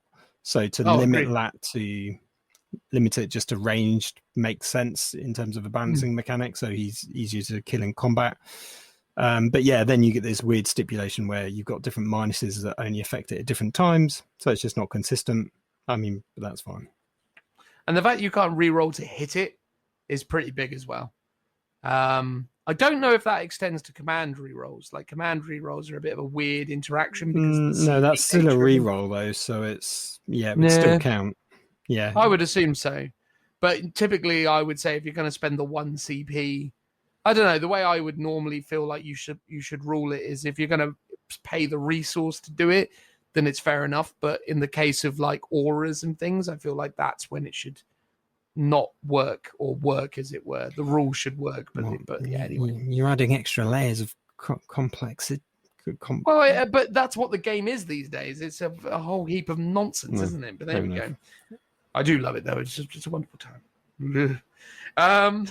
If this model is your warlord, it must have the Shadow Lord Warlord trait. The Shadow Lord Warlord trait is basically Chapter Master rerolls for Disciples of Be'lakor units, unless I'm missing any of the other subtle aspects of it. So excluding in your vehicle units, it says. Oh, yes, thank you. Excluding vehicle units. Within 9 inches of your warlord. Which actually, that's better, isn't it, than Chapter Master? Because Chapter Master is 6 inches. Yeah. Okay, fine. So it's a little better in some respects and a little bit limited in others. But yeah, no, I mean, yeah. And again, obviously, the fact they've excluded vehicles is to reflect the fact that core keyword isn't a thing within Chaos Space Marines, we assume. Yeah, that seems to make sense. Yeah, it sounds logical, doesn't it? Why don't you tell us about what it's like to be a Lord of Torment, Phil? So this is an aura ability. While an enemy unit is within 6 of this model, subtract 1 from the leadership characteristic. And each time a combat attrition test is taken for that unit, subtract 1 from the combat attrition test. So that's all right. Yeah, it's pretty reasonable. Leadership stuff, yeah, it's sometimes good, sometimes not. I'm still on the fence about it. Next one is Dark Master. That's also an aura ability. While a friendly demon or Disciples of Be'lakor unit, excluding vehicle units, is within 6 inches of this model, each time a model in that unit makes an attack, you can reroll hit roll of 1. So that's a regular captain ability. Indeed. And interestingly, a 6-inch aura on that, and not 9 inches in keeping with his warlord trait, which again is whatever. Yeah, and then the last one is Spiteful Jealousy. So if your army is battle-forged, you cannot include this model in a detachment that includes any other Demon Prince models. Each time this model makes an attack that targets a Demon Prince model, you can reroll the hit roll and you can reroll the wound roll. Oh wow, so he's actually better at killing other Demon Princes. And he's again, a Be'lakor and Be'lakor match is pretty brutal, because basically the first Be'lakor to get in wins. Because he's going to be re-rolling to hit, re-rolling to wound. He's going to be wounding on freeze, re-rolling hit. Oh no, actually, he will only be he can't re-roll to hit, but he can re-roll to wound. Yes, and he is also -1 to hit and not to wound if it's in combat, because it would be in combat. So he'd be hitting himself. He'd be hitting on freeze, wounding on freeze, re-rolling wounds against it if it was a mirror matchup. Yes. Yeah. But would Be'lakor kill Be'lakor in that scenario? Probably, because you've got 16 wounds there. Let's ballpark estimate and say each one of these attacks does 5 damage. It's reasonable to assert that you're going to get at least 3 through. I mean, which means that you'd be left on 2 wounds. Yeah. And then the other guys are doing 4 attacks. Yeah, still hitting on 2s while 3s after the minus. Yeah. Well, interesting. Yeah. He's also a psyker. Yeah. Okay. Yes. Yeah. Do you want to tell us about what he does as a psyker? He can manifest 2 psychic powers, and he can attempt to deny 1. He knows Smite +2 powers from the Noctic Discipline, which is also within this book. We should probably talk about the Noctic Discipline, to be fair, because it probably helps, understand what it's all about. I'll go first, I guess, with Shrouded Step. Shrouded Step has a warp charge value of 6. If manifested, select 1 friendly Disciples of Be'lakor infantry unit within 18 of this psyker. Remove that unit from the battlefield and set it up anywhere on the battlefield that is more than 9 away from enemy models. If that unit remains stationary this turn, it is instead treated as having made a normal move this turn. So select 1 friendly Disciple. So it's an instant teleport, basically. Yes. And if it remains stationary, that unit remains stationary this turn, it is instead treating as having made a normal move. So when it comes in, it can still shoot and stuff. So fundamentally, what you're basically saying, and you can teleport people out of combat with this, right? Yes, yeah. They specify that in the FAQ. So if you're doing a Yeah. normal move, and you can do a normal move out of combat, weirdly. Well, I suppose it becomes one of those weird sort of things, right, where you can essentially, because even with the fly keyword, is he Titanic Bellicor? No, of course he isn't. Well, he won't be infantry. He's monster. He's a monster, so So he he can't can't do it leave on himself. combat and charge, but he can if he teleports himself out. Well, he can't because it can only be done on an infantry unit. Oh, yes, so he of can't course. do it to himself, but he can do it to other units. Yeah, so if a unit of bloodletters or Slanesh demonettes get trapped in a fight that they don't really want to be in, you can move them on somewhere else. Yeah. No, I like that. And the fact it's Warp Charge 6 is good value. No, Shrouded Step. Good movement, psychic power, and movement's so important in 9th edition. So no, let's get a thumbs up from me. Tell us about the next one, Phil. Next one is Wreathed in Shades. He's wearing all the glasses, like that meme. It's a blessing. It's a warp charge value of 7. If manifested, select one friendly Disciples of Bellicor unit, excluding monsters and vehicles, so can't be him, within 12 of this Psyker. Until the start of your next psychic phase, enemy models cannot target that unit with ranged weapons unless the unit is the closest eligible target to the firing model, or it is within 12 inches of the firing model. That's pretty good. The weird thing is with this, so I've been trying to use this with Craftworld Aeldari over the last little while. So Craftworld Aeldari have a warlock power that does this. It very rarely actually works. It's so, especially with 9th edition small boards, because everything's so close to each other. It's like you either don't have line of sight, or you do when you're within 12. And I think that's always the problem with the way that 9th plays, is that this is a better rule in theory than it is in practice, unless, of course, there are some specific shenanigans builds you can do with it. But I struggle to feel like, because if you can't really be putting it on, Bellicor or something like that, something tanky, something big, something monstrous, you're just kind of chucking it on like infantry and stuff. But I guess the idea is that, I don't know. You could still, so there's like that fly stratagem for Nurgle, which is a similar thing, and is used pretty effectively for them. So you put it on your screening units and all your big tanky stuff like, Terminators or what have you. I don't think that rule exists anymore. Yeah, I'm pretty sure it does. Oh, it's a psychic power, isn't it? Yeah. I can't remember. I thought it was a stratagem, but maybe not. Saying that, last time I played against a Death Guard player that had that, that was using the old codex, not the new one. So I'd assume it might be in the new one, but it might not be. Well, I think what they've done instead is I think they gave the Death Shroud Terminators the bodyguard special rule, but whatever. It's they may still have it as well. But anyway, what you could do though, for example, is you could put it on some characters if someone's got units that ignore Lookout Sir. They could just instantly snipe your characters, but with this you can be like no, like the guy from Jurassic Park. Yes. No. All right, cool. Pail of Despair. A pail of despair. Like, I don't know, like a milk pail, like bucket, the ones that you've collected a bucket of despair. That wouldn't be much fun to have thrown at you. It's a malediction. The pail of despair has a warp charge value of 7. If manifested, select one enemy unit within 18 of the visible and visible to this psyker. Roll 3d6. If the result is greater than the enemy unit's leadership characteristic, select one of the following to apply to that unit until the start of the next psychic phase.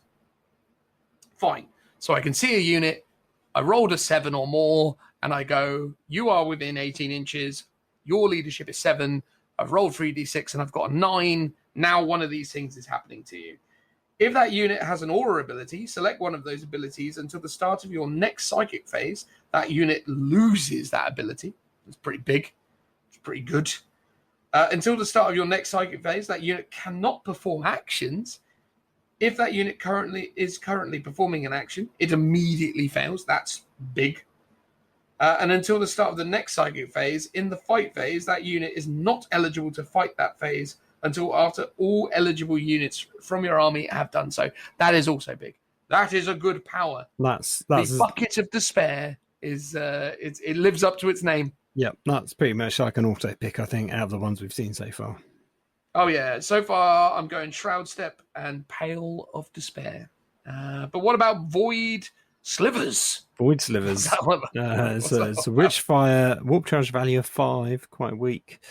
If manifested, select one enemy model that is within 12 inches and visible to the Psyker. Draw a line between any part of this Psyker's base, and Be'lakor is a very big base, and any part of a selected model's base or hull.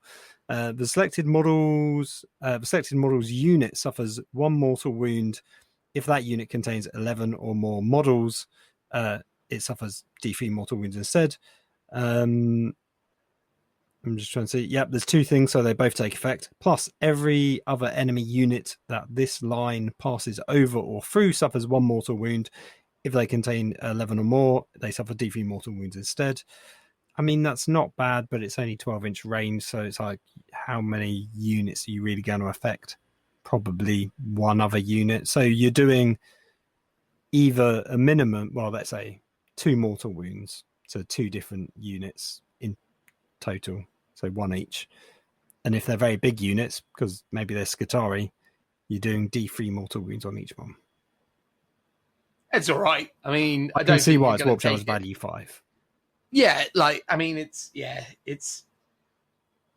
underwhelming. I'll tell you what's got me intimidated now is pronouncing whatever this word is. Penumbral. Penumbral, is that right? Yeah, well done. Penumbral. What does penumbral mean? Now you're asking. Chuck Penumbral. As in Chuck Palumbo, which is a wrestling thing that most people won't get. Anyway, Penumbral Curse. A Penumbral Curse has a warp charge value of 7. If manifested, select one enemy unit within 18 of this Psyker. Until the start of your next psychic phase, each time a model in that unit makes a melee attack, subtract 1 from that attack's wound roll and reduce the armor penetration characteristic by 1. Fine. So basically, for 7, you select one enemy unit within 18 of the Psyker. Until the start of your next psychic phase, they are -1 attack. -1 to wound against you, and you reduce the AP of their weapons by 1. It's all right. It's as if it explains why the -1 to wound only works on ranged, because they've bundled it with this one. So you would always take this, basically. I don't think you would always take this, though, because it's so weirdly circumstantial. Because the only way you can guarantee its usefulness is if you cast it on something you're intending to charge into that you're not intending to kill, which is or you think they're going to charge you next turn, because it lasts for a whole thing, because the -1 AP doesn't bother you because you got an invuln save, right? But now that I'm saying this stuff, actually there is some functionality within the game with, having units go into units that without aspiring to actually kill them, but actually just tying them up. So Be'lakor on Be'lakor. If you don't think you're going to kill him, cast this. Oh yeah, there you go. Good for the Be'lakor and Be'lakor match. Also, penumbral, I've looked it up. It says a space of partial illumination, as in an eclipse, between the perfect shadow on all sides and the full light. So you can see why it works for Lord of Shadows. Well, there you go. GW had their thesaurus out that day, didn't they? They do love a fancy word, I have to say. They do indeed. They do indeed. Tell us about the last thing. Betraying Shades. Get those shades on. And the library is open. There's a warp charge value of 6. If manifested, select one enemy unit within 18 inches and visible to the Psyker. Select up to 6 models in that unit and adds together the unmodified attack characteristics of those models. Roll a number of d6. Roll a number of d6 equal to the total. So, for example, if 5 selected models had an attack characteristic of 2 and 1 had an attack characteristic of 3, do some maths, you'd be rolling 13 d6. If the result of the psychic test was 11 or more, add 1 to each dice result. Okay, so for each roll of a 6, you suffer 1 mortal wound. Obviously, if you got a psychic test off of 11 or more, it'd be on 5s. Oh, it's a complicated way of doing mortal wounds. I see it. It's basically the better attacking they are, the more likely you are to do mortal wounds on them. Yes. In this example, that you effectively you're on a 5-man squad of like Marines with your sergeant, for example, assuming they're maybe veterans because they do 2 attacks each. 13 d6. You're on average going to roll 2. So you're doing 2 mortal wounds by the maths hammer if we're going to do that. So I mean, it's mortal charge value of 6 is quite low. If you want to do like that and a smite to just try and do mortal wounds, potentially that I don't know. Maybe void slivers is better because against bigger units. Well, actually no, because against bigger units. Oh no, this only goes up to 6. So yeah. Void slivers, I think, is slightly better. I don't like it because it's a complicated rule that it's just It involves just maths. ugly. Who likes that? Maths. It's just that thing, though, isn't it? It's like you've already got smite. Smite's nice and simple. I roll 2d6. I got 5. Now I roll a d3. Lovely. Move along. I'm just trying to think. Like if you've got some really elite units, right? Like maybe Blade God or something. They do what, 3 attacks each, maybe? I think there are only 2 on profile. No, 2. Blade Guard might be 3. Or was it 2 and then +1? If there's something that can do 3 or 4 attacks per witches thing, well, Skitari as well in this book. There's ways of veteran upgrades. If there's ways of doing lots of crazy attacks, then this is perfect for them because you're going to be rolling a bucket of dice.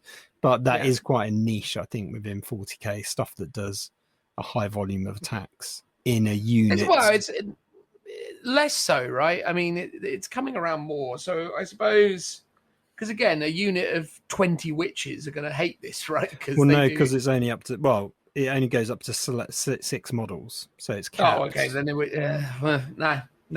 At the end of the day, you're going to take Shrouded Step and the Pale of Despair. That's what you're going to take, and then Smite. Obviously, that's it. You get 2 psychic powers. I think Shrouded Step is a good that's a good team power, whereas Penumbral Curse and Pale of Despair is a good 1-man band. Like, don't need no one else. I'm just going to go off and do stuff. If you've got another Psyker on the board, so if you've got Be'lakor and another Psyker, I think the ones you're probably going to move between is Shroud Step, Pale of Despair, Penumbral Curse, and then probably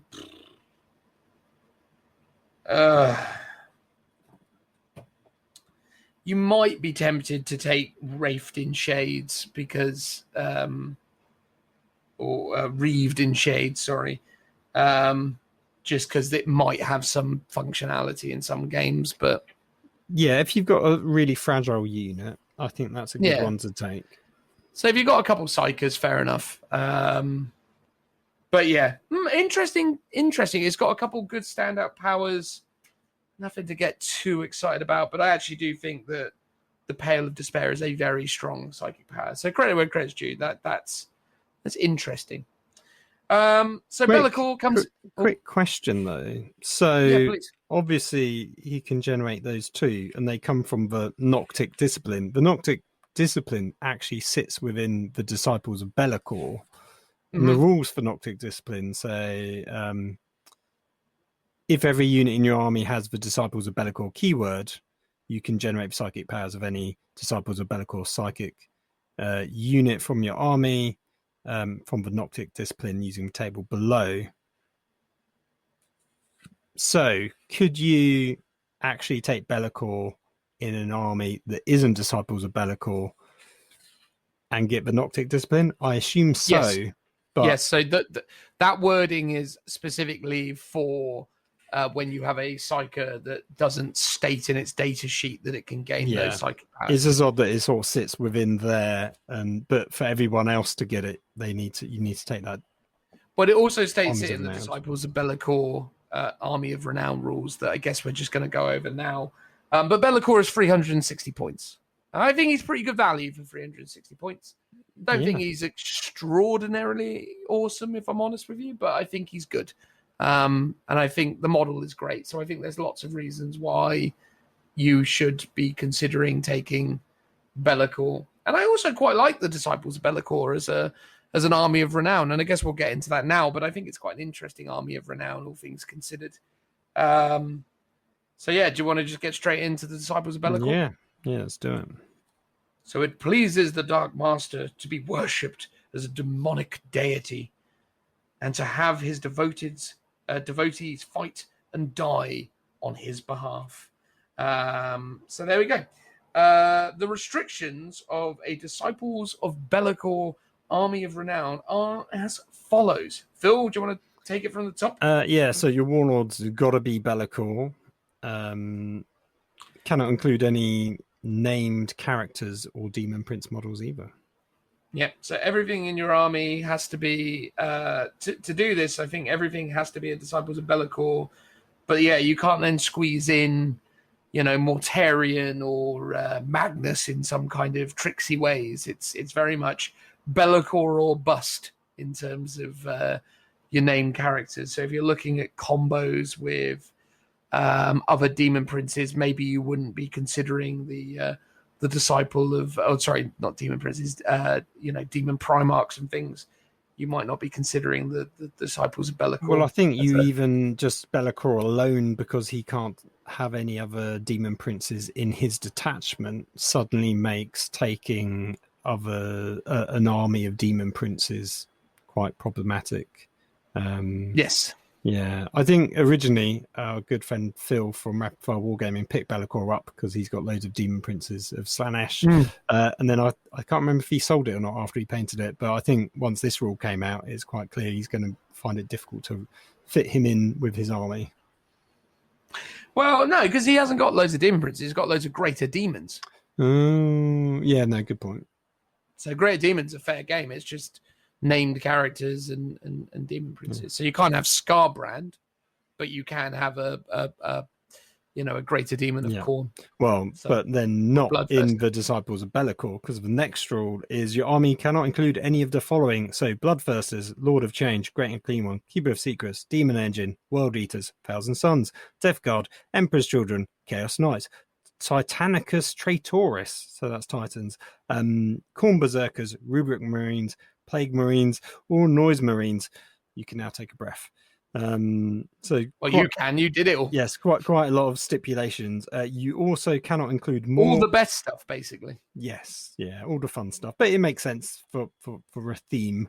You cannot include more Chaos Cultists units than Heretic Astartes infantry units, excluding characters in the detachment of your army. I was going to say what's interesting about the stipulation is obviously these are all the god-specific stuff, because Be'lakor is all meant to be kind of Chaos Undivided. He's almost like the greater demon of Chaos Undivided, effectively like the best representation of that. So obviously you can only take generic Chaos. You can't take anything specific to one god because it just doesn't play with his disciples. Or you could argue that he should be able to take one of everything, which is very similar to one of the rules that's coming up.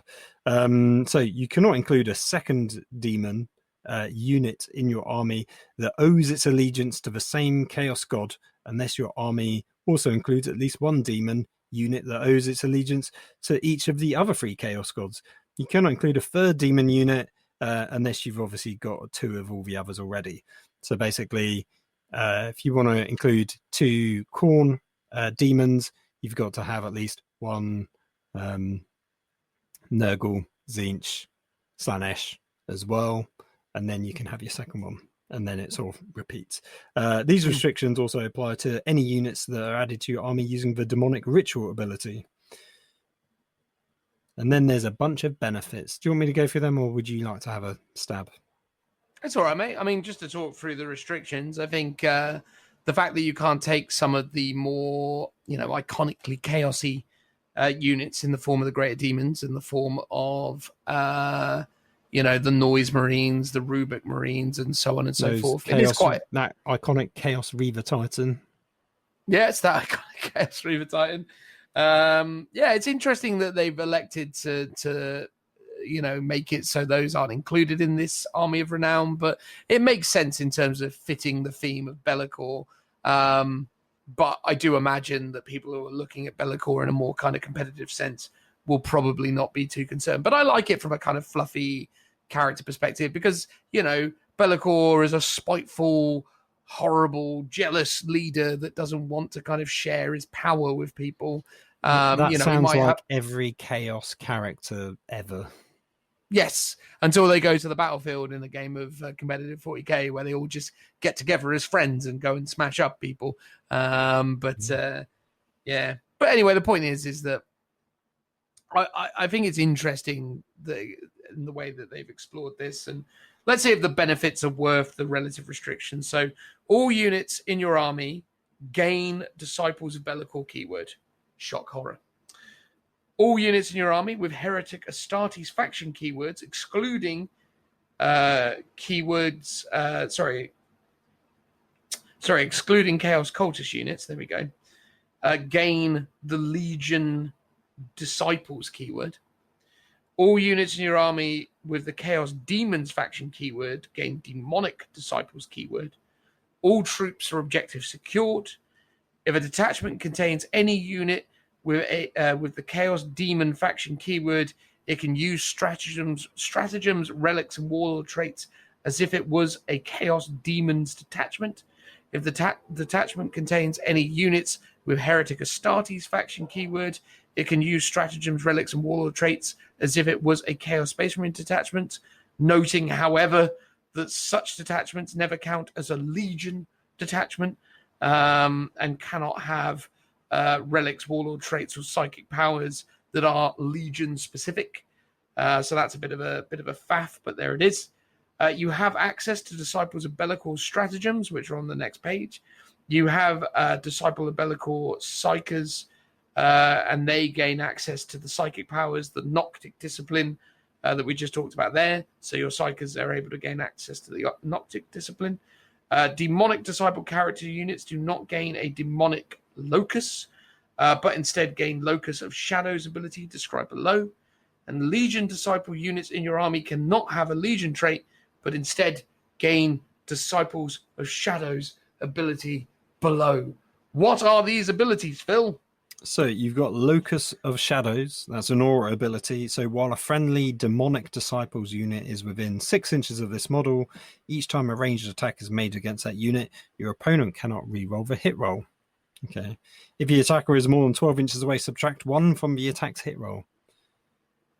And I assume this also applies...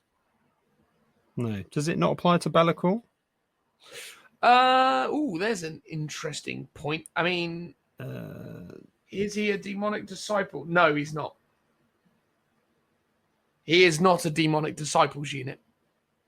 Wait, no, he is. Because it's all units in your army with the Chaos Demon faction keywords, which is what he has, gain the Demonic Disciples ability. So he does get it. Has he got the Chaos Demon? Or does he have Chaos and He's Demon? got Chaos and Demon, so they're two separate and they kind of concatenate together, I believe. So Chaos Demon is him. So if you have a Herald with the Locus of Shadows, you can make him -1. Oh, no, but it doesn't matter anyway, because he's -1 to hit all the time, mate. Oh, I know, but I mean, technically, would it make it -2? And therefore, no, obviously it doesn't. There is no -2. Well, there is when there's a +1 to hit. Gotcha. But it's still interesting that you can have all your demon units being -1 to hit and outside of 12 inches, cancelling out the reroll auras. I mean, that's pretty big. Yeah. It's a demonic disciple. So actually, the only thing that gets... So to get the Locus of Shadows, you don't have to be demonic disciple. That's who it affects, which is Be'lakor. But you need a character which is a demonic disciples character. So he doesn't give it... So a herald. Yeah, so you need a herald, and it can affect all your demon units. Yeah, that's interesting. Yeah, I like that there's a lot of similarities. Obviously, we said he pretty much gets that already in terms of -1 to hit and the re-rolls. And that is, I'm just double checking. That is, so there's no range stipulation for him, but for everyone else, it's outside of 12 inches. So they've got a slightly weaker version that can be affected on the demons as opposed to what he gets. So I think that's pretty good. I mean, you can make some really interesting tar pits. Not that tar pits are always super interesting, but you can do that with it, right? So you could have like a Slaanesh herald marching behind a unit of plague bearers, and those plague bearers are now -1 to hit. And outside of 12 inches, you're not re-rolling any of your hits against them. And then there are all the other benefits of being a plague bearer. So I mean, you can also then combat that with the Reaved in Shade. So you have another unit behind this unit that's -1 to hit that then can't be shot at all. So it's like you've got to shoot the closest. So it's a good little combo. And that's similar to, I think, how the old Nurgle one used to work, because you could put some minuses or make the unit that you could shoot out super tough. Yeah, so you could have something a bit more punchy or whatever behind that. I'm trying to think what that could be. Maybe some Khorne Juggernauts or something. Because Khorne Juggernauts, to be fair to them, or Khorne Blood Riders or whatever they were called, they did hit quite hard, but they were really, really susceptible to being shot to pieces. So maybe there's some. Were they monsters though, or vehicles? No, they're cavalry. Oh right, so then it would work. Yeah. Or you could look at Slaanesh Seekers and things like that. There's lots of options. Fiends, that kind of stuff is probably quite good. So interesting. Disciples of Shadows is each time combat attrition test is taken for this unit, add 1 to that combat attrition test. So there you go. And each time ranged attacks are made against this unit, if that attacker is more than 12 away, subtract 1 from the attack's hit roll. So you're -1 to hit and +1 to your combat attrition tests. That's cool. So they get... So basically, if you're a Marine, you get this by default. You don't need to be... Yeah, so their Marines get that by default. Obviously, they can't take Khorne Berserkers, which is a bit of a bummer, but they can just have generic Marines, and then those Marines... so theoretically, if you're +1 to the combat attrition test, unless you're beneath half strength... Yeah, you can't fail it, basically. You can't fail which it. Which is pretty good. Because a 1 doesn't auto-fail in combat attrition, does it? I would assume not. I assume it's a roll of a 1 as opposed to a natural roll, because there hasn't, I think, as far as I'm aware, this is the first time where you get a plus modifier to it. It's normally a minus modifier. So it would make sense. That's pretty good. I mean, it will be better when Chaos Marines are 2 wounds, so they're a bit more valuable when they do die from combat attrition. But even still, it's a pretty good way of keeping them a bit more survivable. Yeah, I don't imagine you'll sprinkle in too many Chaos Space Marine units in there. But again, here's the thing. I mean, to your point, Phil, and maybe I was doing it a disservice before, with that psychic power and effect, maybe you could be walking up the board with a unit of Havocs with Reaper chain cannons and all that kind of crazy stuff. And, those guys are toughness 5. They don't suffer the penalty for moving and shooting with their heavy weapons. And they got that crazy, like chain cannon gun thing that everyone was getting excited about back in the day, which admittedly was like range 24. But again, on the smaller boards, that's not a massive minus. So you could be marching forwards with that quite, shooty, quite intimidating unit behind a meat shield of Nurgle demons. So, yeah, could be interesting. Yeah, it's not. Could be some interesting options in that list. I don't think it's going to be. I think it's unlikely that it's going to be, winning any major tournaments. But I think it could be an interesting army to experiment with and muck around with, and maybe there's a build in there that could be exciting. I do think demons have still got some options in them, but they do suffer by the fact that they're lacking a modern book. But this is nice. But this is, because I know we talked about like the extra chaos rules at the back basically being all a bit rubbish, but this is like a huge boon just for a standard regular chaos army, because it does exclude all the special ones, so it doesn't affect Thousand Suns. Death Guard, for example, like the ones that are more likely to get their codex before the Chaos book. And it's like, yes, it does also affect things like Khorne Berserkers, which are classes like generic, even though they're not. So in a way, it's like if you're running a regular Chaos army, should you just invest in Be'lakor to give you your standard army a bit of a boost? It's like you're losing the Legion traits, but you're gaining a lot more. Well, it depends what's in your Chaos Space Marine army, because a lot of Chaos Space Marine armies lose out on a lot of their greatest stuff here, right? Because again, you're not going to be able to take Rubik, Noise, Plague, or no, because they're Khorne Berserker Marines. I mean, and you can't take Demon Engines. I think that's a big hitter. You can't take Demon Engines, and you maybe can't take. Well, you can't take Chaos Knights, and a lot of regular Chaos players, I imagine, would always like maybe ally in a Knight, for example. Yeah. I mean, Be'lakor replaces the Knight quite comfortably, though. Oh yeah, for sure. And he's a lot less points than a medium-sized Knight, right? So, well, not a lot less. I mean, he's 40 points less than a Gallant. Not that Chaos Space Marines get Gallants, but the equivalent that Chaos Space Marines get. But I think that's the thing that's sort of interesting about that is like, because you have to lose so much, you do have to synergize with the Chaos Demon element. Although there's definitely some options with like possessed Marines and some of the other stuff that's in there. There's some flexibility with it, but you would very much have to build an army specifically around this idea. And let's be brutally honest, I don't know how long this Army of Renown will be game legal. So it's a lot of work to potentially find yourself in a situation where this isn't applicable and set in the Chaos Space Marine book. Why wouldn't it be game legal? Well, it depends. It depends on what they do. I mean, we've seen with what they've done with Psychic Awakening and what they've done with, Vigilus, that they're very quick with these books to cycle them out of match play, Yeah, okay, I see what you mean. What would be interesting is, I assume Be'lakor's going to appear in a Chaos Demon book. 100%. Would they then include the Disciples of Be'lakor in that book, or would they go, actually, we'll just keep it in this book for those that want it because it's themes to the Charadon War? Or would they port it over, a bit like how they've done with Vigilus and Psychic Awakening, where they've added some of those into the codex? They'll just be in a perpetual reprint of rules. We'll be buying these rules again in 2 years' time. It's worded slightly differently. Maybe, yeah. We've still got some stratagems to go through. Should we go through those?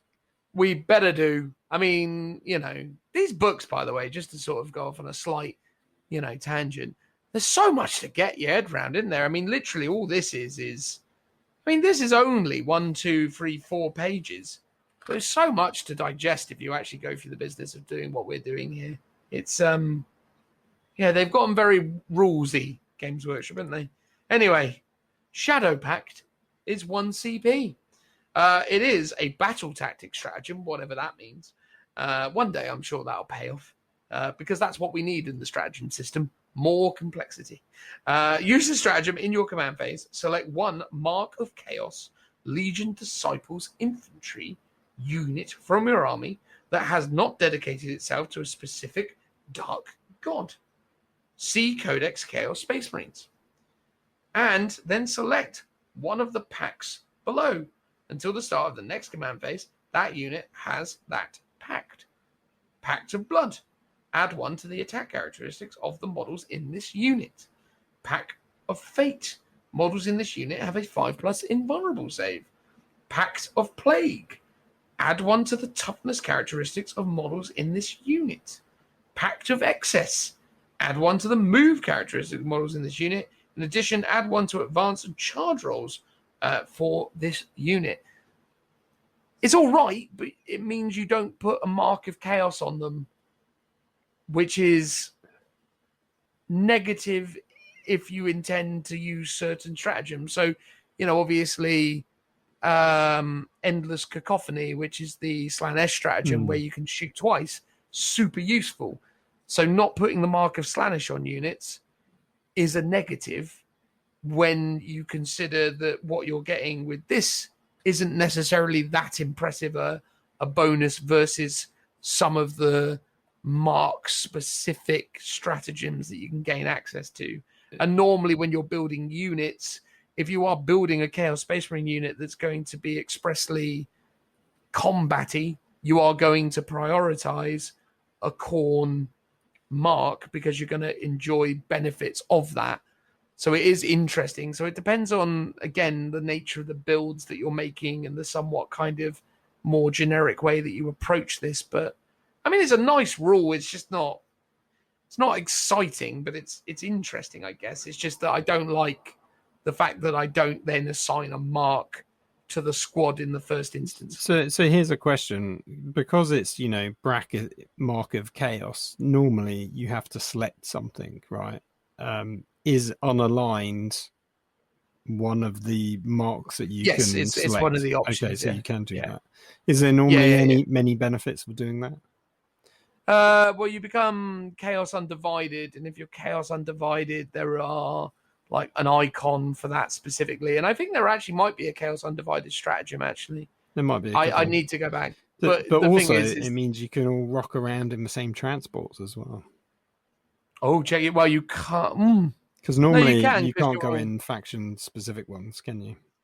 Well, yeah, because you're all going to be... Because you're all going to be disciples of Be'lakor, aren't you? So, yeah, so you can mix and match your transports, I guess. Yeah, interesting. I like the flexibility of it, though, that you can, you know, give yourself... And obviously, Pack of Blood, Pack of Fate, Plague, Excess is all God-specific. Nice little bit of flexibility. But like you said, depending on the stratagems, you might want to be taking certain units. I mean, I guess, in theory... you can have some units that have a specific mark and then some units that don't. Yeah, no, of course you can mix it up, right? I mean, if you've got like, again, to go back to that Devastator squad that we were talking about, it kind of has to have the Mark of Slaanesh because you'd be mad not to put the Mark of Slaanesh on a Havoc squad because you want it to shoot twice. You just do. So yeah, you know, that's a given. But other than that, maybe you can be flexible with it. It's interesting. It speaks to the fluff of the army, which is of the faction, which is nice. It's just not. I don't know. It's weird, right? I don't know whether it's a weird perspective, but I always find flexibility is a bit of a weird thing in 40k because maybe it's the Craftworld player in me. You get a unit to do a specific job. That's what they're there for. You don't get them to, you know, dabble. No, specific job. That's how it works. Fair enough. But I don't know. I could be wrong about that. The next one is a Demonic Boon, 1 CP. It's also a battle tactic. Use a stratagem at the start of a fight phase when a Legion Disciples unit, excluding vehicles from your army that is within 6 inches of a friendly Demonic Disciples unit, is selected to fight.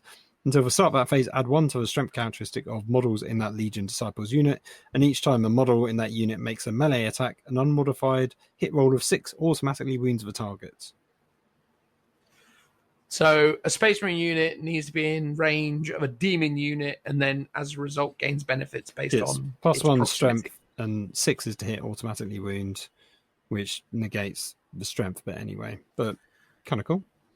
Yeah, it's good for 1 CP, right? I mean, it's not bad. I mean, again, take a bunch of Chaos Space Marines with Astartes chainswords, chuck them in. They still get Hateful Assault, right? So they're going to get that, and then they still get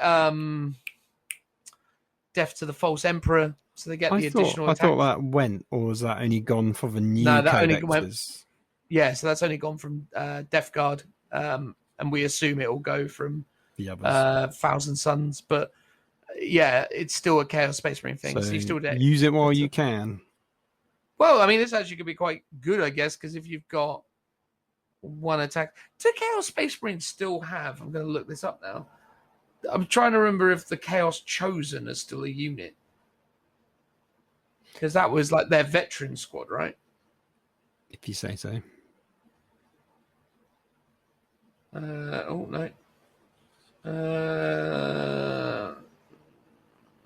Chosen. Okay, chosen. That's what it says. I mean, this could be anything. Oh no, yeah. So chosen units. They have 2 attacks and profile, so they're veterans. So you would get 3 attacks, 4 attacks with a chainsword, and then death to the false emperor, and then yeah. So yeah, maybe there's some leverage in chosen. Very good. Maybe. Yeah, interesting. Legions of Shade. This is a strategic ploy stratagem, again, whatever that means, and it costs 1 command point. Use the stratagem at the start of your movement phase or at the start of your charge phase. Select 1 Disciples of Bellicor unit from your army. Until the end of the phase, models in that unit can move horizontally through enemy models. Ooh, that could be good. So, okay. What's interesting about this rule, right? And again, this is one of those weird instances where they've elected not to write as much as they normally do. So you can move through models, but it doesn't actually then lawyer it to the point that they normally do, where they say, but you can't end on them. Like, yeah. Well, as a charge move, if you're charging them, it doesn't matter. And obviously it's the normal stipulations for charge and the normal stipulations for movement. So you probably can't end within 1 inch if you're moving, because it's a move, and that's how moves work. And all it's allowing you to do is move through them. So it's like, yes, I could understand the need to stipulate that, but that's over explaining it because it should be covered in the normal rules anyway. I'm trying to think which units would benefit from this the most. I guess it's like seekers, right? Like chariots, or not chariots so much, but like cavalry units. You want something with a decent amount of movement. Yeah. You want that sort of. Well, you want Slanesh models benefiting from this because obviously the fastest moving Chaos Space Marine stuff are jump pack models, so you're not going to really worry about that, are you? Yes, I'm trying to think. They went back on it, didn't they, in terms of fly? So if you got the fly keyword, you can still charge over stuff now, can't you? Yeah. Fly has gone back to charge over everything. It doesn't matter anymore. Kind of status. That's all right. Not bad. The next one is Mortal Boon, as opposed to Demonic Boon. This is 2 CP. It is a strategic, twice as good. Strategic deploy stratagem. Use a stratagem and start with your morale phase. Oh dear. Select 1 Demonic Disciples unit from your army that is within 6 inches of a friendly Legion Disciples unit, excluding vehicle units. Spotting a theme here. Until the end of that phase, each time a Demonic Disciples unit takes a morale test, it is automatically passed, and you count as having passed that test with an unmodified roll of a 1, which I believe brings models back. Correct, yeah. So actually, that's quite good. Really good. I was normally like, oh, it's morale, it's going to be a bit rubbish. No, in this instance, it's for great. demons, that's really good. Yeah, you can tell why it's 2 CP. Yeah, how many do they bring back? Is it D3 or is it D6? It could be D6, could be D3. I'm not 100% sure. Enough that it's really annoying is the way that goes. If you're looking for the rule fill, I think it's tied to one of the banners, or it is a banner perk, not just a unit perk. Oh, okay. Or it's a musician thing. It's either a musician or a banner thing, I think. Although maybe banners give different benefits. I can't remember. All I know is they get it. I just don't remember how. While you're looking that up, I will take us through hello.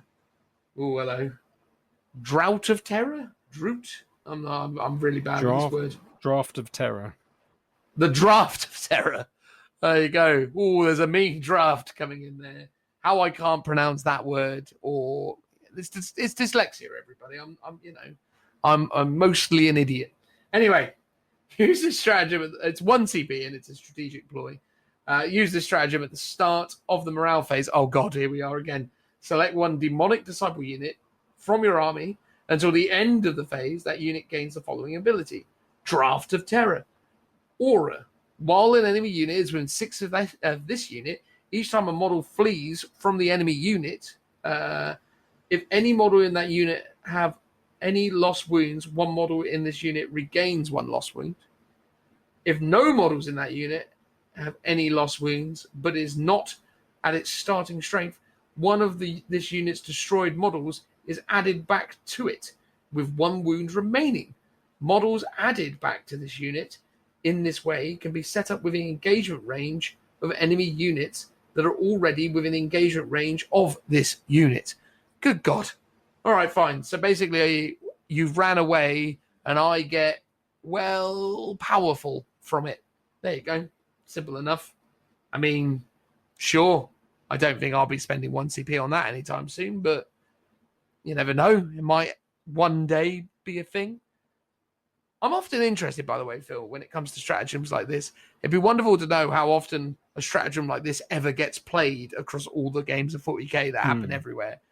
It's like, to me, this reads like something that you'll never, ever, ever see in a game. But maybe. I don't know.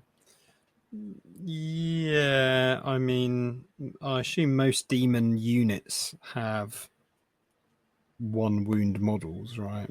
Is there many where they're multi-wound models where you would get a model back and it's like super important? Juggernauts. Well, in that case, it would be quite good. Yeah. Did you find the rule, Phil? Oh, I did actually. Yeah, it's a demonic icon. It's a demon ability on their data sheet. They get D6 back. I'm looking at blood letters because it's on each one. It might vary, but I assume it's the same, so it'll be D6. Nice. That's all right, isn't it? For 2CB, D6 back. Yeah, pretty strong. That is good. And then the last one, Blessing of Be'lakor. Must be good. Must be good. It's 2 CP and it is called Epic Deed Stratagem, so it best be good. Use this stratagem in any phase when a saving throw made for the Disciples of Be'lakor model in your army against an attack has failed. The damage characteristic of that attack is changed to 0. You can't use this if Be'lakor is not on the battlefield, which is a bit odd because you can only use it when he's on the battlefield, because how can he suffer damage if he's not on the battlefield? Well, it's a Disciples of Be'lakor unit, not just... Oh, right. Sorry, yeah, I was assuming so you it was can't do just it for on him. Be'lakor. No, because you can't do it on Be'lakor. You can only do it on the Disciples of Sure Be'lakor. you can. Unless, of course, Be'lakor is a Disciple of Be'lakor because you put him in a Disciples of Be'lakor detachment. But then, I don't know if he gains that. Yeah, all units in the army gain Disciples of Be'lakor keyword. All right, fine. So he can do that if he's a disciple of himself. Right, okay, but it makes sense that he's got to be on the battlefield. Right, okay, that makes sense. There you go. And especially against him, like if he's going to just be hit by, a D3+3 sword from another Be'lakor, quite important. Yes, that's true. Exactly.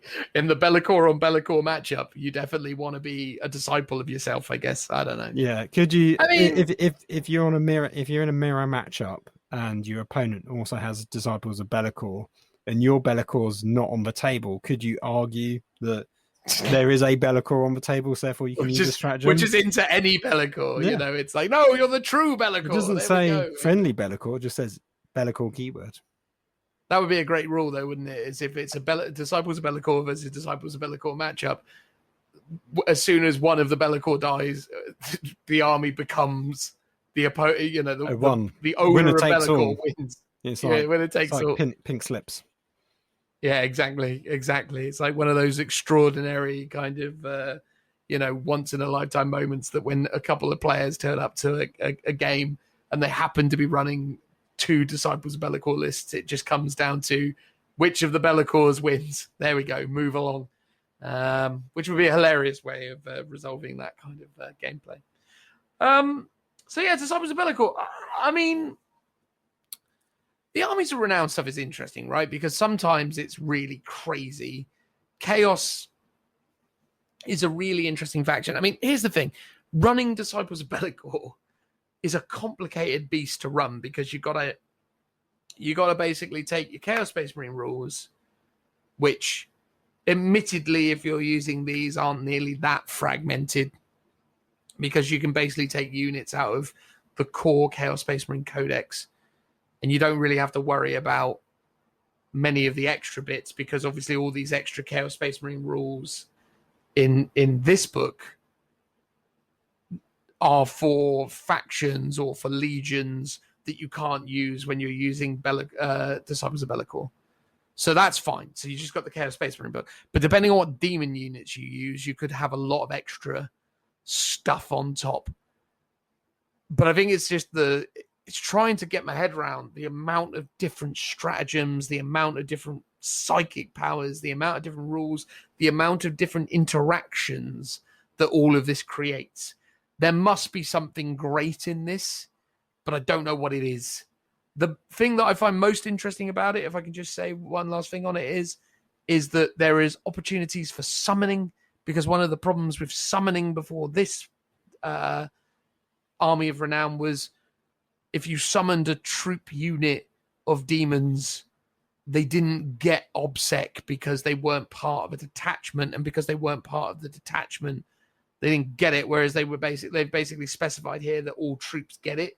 Whereas before, if you were a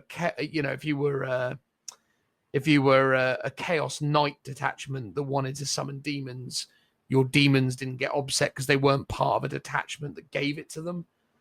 And anyway, long story short, there's some good stuff there in terms of mixing stuff up and running troops and things. And I think you could come up with some fun stuff. It depends on what people's appetite is to muck around with that and to experiment with it. Because I think you could do some fun stuff. It's just that I don't know if demons and Chaos Space Marines are good enough that the ideas are gonna work out into, meaningful things in game. But I like it. I think it's a fun, as I said from the outset, I think it's a fun detachment. I think Bellacor's got some fun rules. It's a nice idea. I kind of dig it. It's all right. What do you reckon? Yeah, no, I like it. I think it's cool. I think if you're a chaos, if you're able to run it, you're probably someone that already has Chaos Marines and you already have Chaos Demons. You probably run those two together allied anyway, so you're used to those synergies and the stratagems that you need for them, and then you're just bolting on this. So I don't think it's going to be too complex. But as you said, there probably are some interesting combos that you can do if you're just looking at them sort of holistically as the pool of all demons and all chaos. But most people, I think, they've already got their chaos army, and they're not going to. No, I don't think anyone's really going to go out of their way to build a brand new army for this. But it does plug and play really well with your existing chaos and chaos demon armies.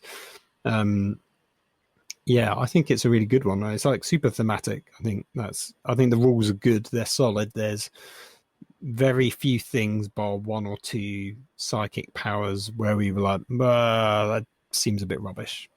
In comparison to some of the armies of Renown last time, I think this is up there with them, if not as strong as some of them. I think the Metallica one was like, or the Mechanicum Defense Cohort one was one we were a bit like, it doesn't seem that good. It's really limited. Also limited to like the worst aspects of the Admech army as well. Whereas I think this is a good stopgap for Chaos players. Thinking about it, if you are a Chaos Marine player, I would actually say this is a really good buy. You've got all your one-stop shop for all your rules. Yes, you're buying them again potentially, but you can then ditch those 3 other books, and you've now just got one book. Well, this book plus your Chaos Codex. You've got Be'lakor, who's a really cool model, really good unit on the battlefield, and then you've got a cool detachment to run with it all, and that can boost your army up. So your slightly outdated Chaos Demon or Chaos Marine army can be a lot better. I think it's like, is the trade-offs there? Like the lack of Chaos Demon engines, I think, is probably the big sting in the tail in terms of how you might run your Chaos armies currently, because normally everyone takes vehicles, right? Unless you're doing like just pure demons, then maybe you wouldn't. But I think most Marine players have always got some vehicles to rock around in, so maybe that would be a bit limiting, but I think it's sort of offset by some of the cool stuff you can get in here. It's like what was it, the Terminus Nest one was also super limiting, no vehicles in that one, and it turned out to be like the strongest armies of Renown from that last book and was like really powerful. So maybe this will turn out to be a similar thing. Yeah, I mean, that's the thing, though, isn't it? It's like if you want to run these kind of thematic armies, then you have to accept that there are limitations to that, and that's totally fair enough. I think, it's important that they put those in to convey the character and the just the general kind of feel of these armies. And I do like that about the Armies of Renown. I think they are interesting rules that change things up in interesting ways, which is cool. I get it that a lot of people look at it and go, oh, I can't win a tournament with it. It's worthless. But I do feel like actually, it's worthwhile reevaluating that perspective and actually looking for some of the fun, interesting things in it, because you never know with this sort of stuff. I mean, there's always possibilities. Yeah. But I think most people said that about the Vigilus special detachments, like, oh, they're meant to be fun and fluffy, they're not very good. But then everyone was taking them because actually they had restrictions, they were much easier to plug into your army because you just like take a separate detachment for them. And normally every single one had at least one or two really good elements to it. Like guard players would always take it to get a relic battle cannon. If you had lots of basilisk, you'd take the artillery company as well. If you were Primaris Marines, you could take the is it like the unnumbered those guys, because they was the unnumbered sons. Yes, yeah. So there's the grey shields. Yeah, the grey shields. That was it. So there's always good stuff in those, and these feel very much like a spiritual successor to those, but they're just more limited and leaning much more into that sort of thematic element, I think. So it gets 2 thumbs up from me. 2 thumbs up. Yeah, I like it. It's cool, and I think you could do some creative stuff with it if you were so inclined to. Again, it always sort of feels like at the moment that things move so quickly in the recent 40k editions. One of the things that's really weird about the Armies of Renown is I think if you really wanted to kind of hobby it out and actually kind of craft it and engineer it in such a way as that you were going to create something really fun and interesting with it, I feel like it would probably, as I said, it feels like Chaos Space Marines are a way away, but not necessarily that far away, that depending on how much of a project you wanted to make out of this, that you would enjoy these rules for as, for a good length of time. But who knows? I mean, again, it could work out, and it depends what you're kind of looking for. And if you already own a great deal of this stuff, then, your quid's in, I guess. But yeah, no, I like it. It's interesting. Yeah, no, good on them. That's an interesting one. Definitely more interesting than the Skitarii Vanguard veteran, whatever it was, Army of Renown, which we haven't talked about yet. We'll probably talk about in the next episode, I guess. Yeah. I think because we've done quite a bit in this episode. I'd say so. I mean, I feel like I'm sort of reluctant to even talk about the Skitarii one because I feel like everyone's done it to death already. I reckon we just probably talk about Martyred Lady and call it a day on and then maybe the campaign system, and then go from there. I guess. Talk about campaign system, Dan. Well, we did it last time, so we established a precedent, right? It feels like it's... I think it's worth calling out the Skitarii one just to show how good it is for an already good army. I tell you what, though, it's so weirdly put together in terms of the Warlord trait, and that Skitarii one is so weird in as much as it's, depending on what protocol you're in, one of these stratagems costs 1 less. It's like, oh god, it looks like it's quite easy to get your head around it once you work out the rule behind it. So it's whatever doctrine imperative you're in, you get a discount on a certain type of stratagem, which is a mechanic that they've used, I think, in the actual main codex. Like when you're in the Logi, you got your different upgraded things. They get discounts on stratagems, depending on, I think, maybe just the type of stratagem. So yeah, it's very similar to what's already in the codex. But yes, it is like a big wall of text that you've got to read to get your head around it, though. It's what it is, though, right? It's just par for the course these days. But no, look, I mean, essentially the Skitarii one is, hey, you see these Skitarii? They're well good, aren't they? Yeah, make them better. Ooh, baby. That's what I wanted. That's what we all needed. A better version of the best thing currently. Good. And that'll be next episode. That will be. All right, let's transition. Here we go. Woo! There we go, Phil. We've only gone and done it. 95 episodes. in the can, although not yet, because obviously we're going to do this bit at the end that we do. There you go. Plastic Krieg, Phil. People were surprised that you didn't utterly, splooge over them. I know. Yeah, I'm sorry to disappoint people. I think thinking about it a bit more, trying to, congeal my thoughts into something more coherent other than Plastic Krieg. I think there's a few reasons why I'm a bit upset about it. Try not to dwell on it too much. I will say, I think they will grow on me, even though they have changed the designs. But I think the change in designs, one thing that's bothered me the most. So, and it's little things. So the main thing is the little metal trim on the nose. There's the shape of the snout. The snout, yeah. The change of the shape of the shoulder pads. And then there's some really little tiny bits of detail which have changed or been removed completely. They all used to have little, like a little collar tag, which pretty much everyone painted red, and that was quite iconic. And it was also like a nice bit of colour that was added to your models. I feel like you said a lot of this stuff last time. I can't remember if I mentioned that bit. You definitely talked about the collar tag. I remember that being a sore point for you. Oh, that's good. Yeah, and then there used to be a little skull on the other side, so that's now gone. And today I've noticed on the back of the helmets there's like a tiny little hook that hangs down, I guess for like hanging your helmets up or something. I'm not sure. It just looks like a little hook loop thing on the back of the helmet. Okay. Well, they got rid of that. No, they've added it as a new thing. A decorative hook? A decorative hook. So part of me is annoyed that they've made the changes, and it's like, but why have they done it? And my theory is it's either, well, there's a couple of reasons.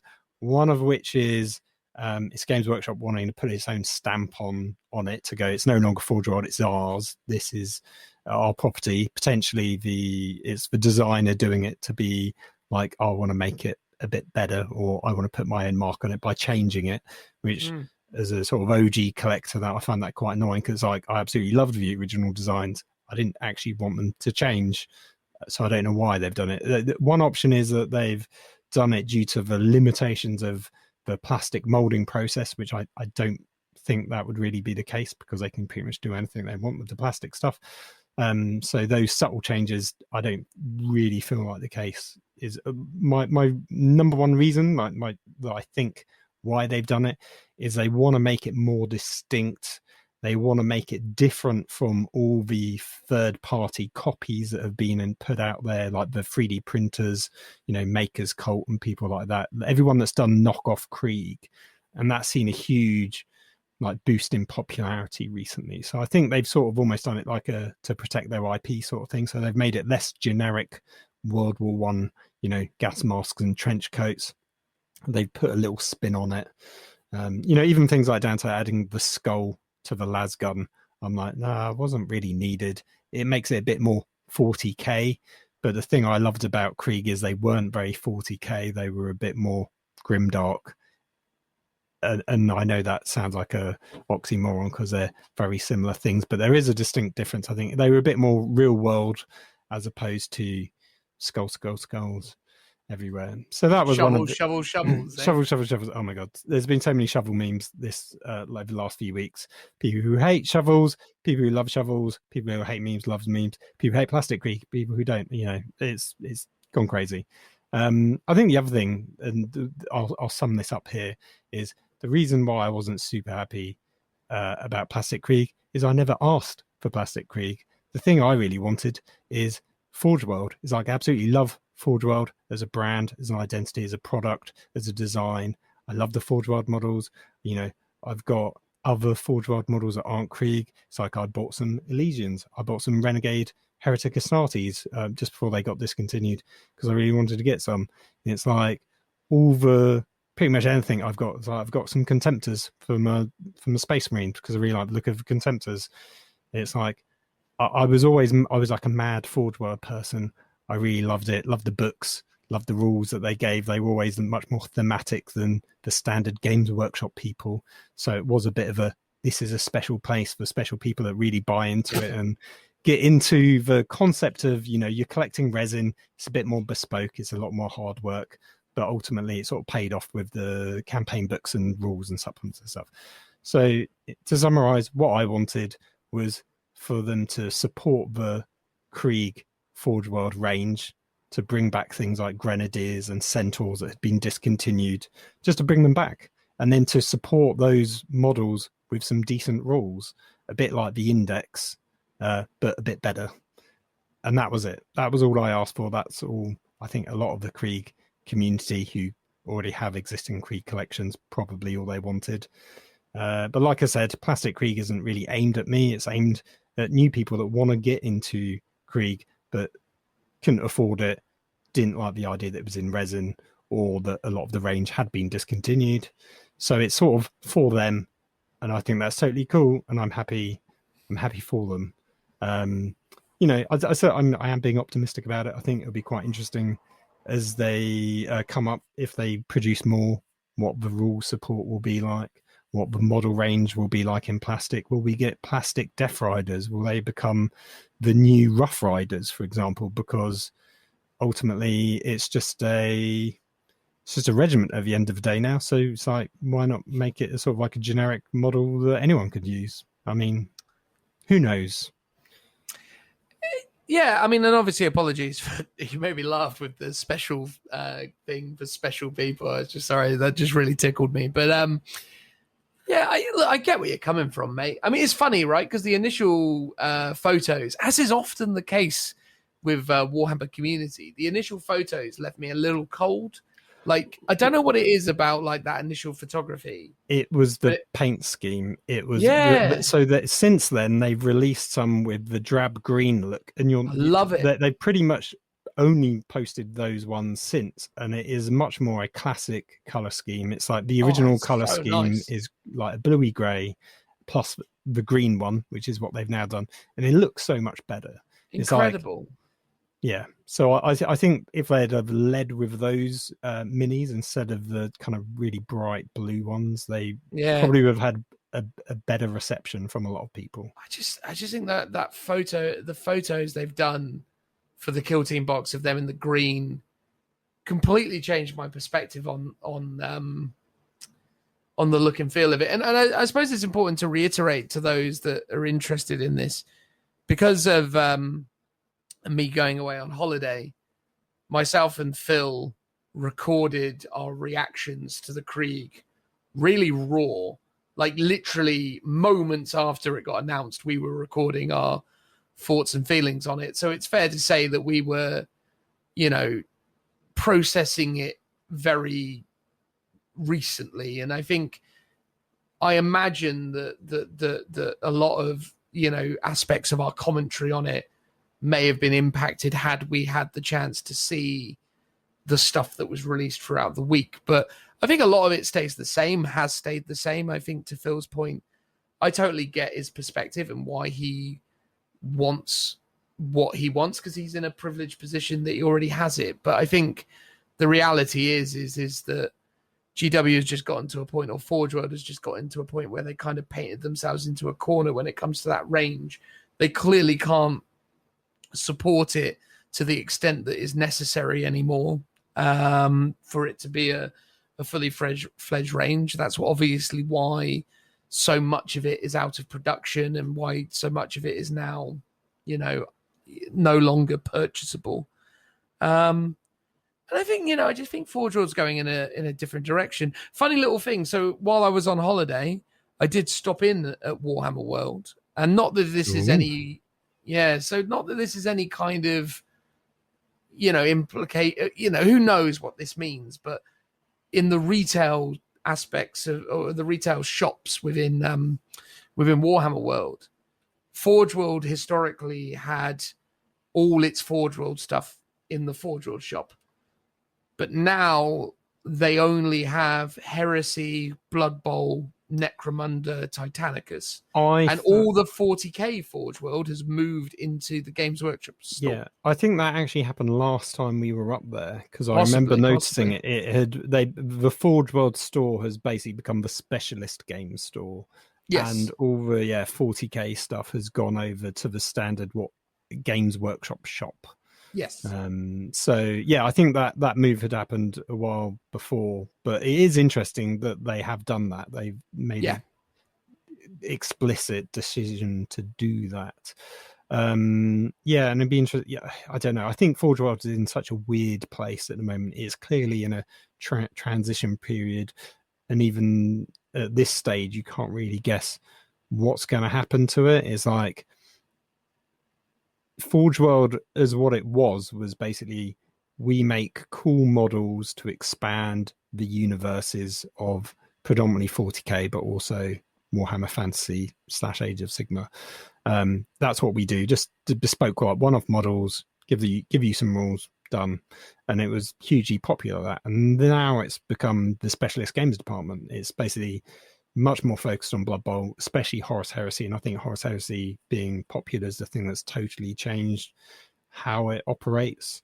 And obviously things like Necromunda. And it's like they're basically focused on that. And it seems like what they've been, if the rumors about Horus Heresy are true, it's basically the Forge World resin range is going to be, unique characters, one-off upgrades, blister packs, shoulder pads, stuff like that. All the mainline stuff, you think about Necromunda, Blood Bowl, that's all plastic. That's all technically Games Workshop, but under the specialist games. And that's what Forge World's going to become. Yeah. And it makes you wonder, like, okay, but now what do you do with the existing Forge World stuff? Are you going to run that down? Are you going to discontinue it? Is the popular stuff, are you going to move over to plastic? And that's the rumor for Horus Heresy, like all the plastic stuff. All the resin stuff, like from the previews, there's a Spartan, there's a Contemptor, potentially more stuff is going to just move over to plastic. And maybe that's what we see with other stuff. Maybe we see more of the 40k stuff that are popular move over. I suspect if that does happen, it will take years for that to properly take effect. And actually, Forge World's just going to carry on business as usual for now. They're still going to keep making probably resin models, but I imagine it's much more tied to Horus Heresy than it would be 40k. Yeah, I would assume as well. I think the thing, again, though, because it was interesting, you were talking about the Badab War stuff, right? And one of the things that's really interesting about the Badab War, and people forget this, right? Because the Badab War books came out, 2010, 2011, something like that? Yeah, it's got to be something like that. Yeah. And what's really interesting is, right, you got to go back and think about what 40k was in 2010 and what the Badab War books did to the Space Marine. And then by extension, what Forge World did for 40k. But I don't think Space Marines would be nearly as interesting as they are today if it wasn't for the work of Forge World. I remember when the Badab War book came out and we started to see all these different patterns of armor, all these different ways of expressing the idea of what a Space Marine was. I remember as a younger gamer being convinced that the only way that you could, model or represent Space Marines was in their cold, hard, kind of generic appearance of we wear this suit of armor and we're painted this color. And obviously, what the Badab War stuff did, and then what kind of followed from that was so much more kind of personality within the Marine range. And that was really exciting. And I think that's something that we shouldn't overlook when it comes to the importance of Forge World's contribution to the growth of the core 40k narrative, timeline, world building, and that is a shame that is no longer really present within what they do today. And I feel that loss because, that there was a real sort of majesty to what that team was doing 10 years ago. Yeah. So yeah, we talked about it even, I don't know, a while ago, like the last Forge World campaign book that was meant to come out. Like they even had announced it at the launch of 8th edition at that Warhammer Fest. It was Fire of Syraxis, I think. Yeah, it was meant to be like Adeptus Mechanicus, I believe also Tau, and it was meant to be porting across all the AdMech units from the Horus Heresy range to 40k. Like, imagine if that had happened. Like, they would then still be supported to this day in, following on from 8th edition to 9th edition. imagine being an AdMech player having access to all those cool units. Like that would have been huge. That would have been amazing. And it's like, and it's still untapped potential. I sort of wish Games Workshop would. They've now taken over the rules. Just hurry up and do that. Like do that for, I guess, especially AdMech. But I'm trying to think what else is there. Like pretty much most of the marine stuff from Horus Heresy is all in 40k anyway.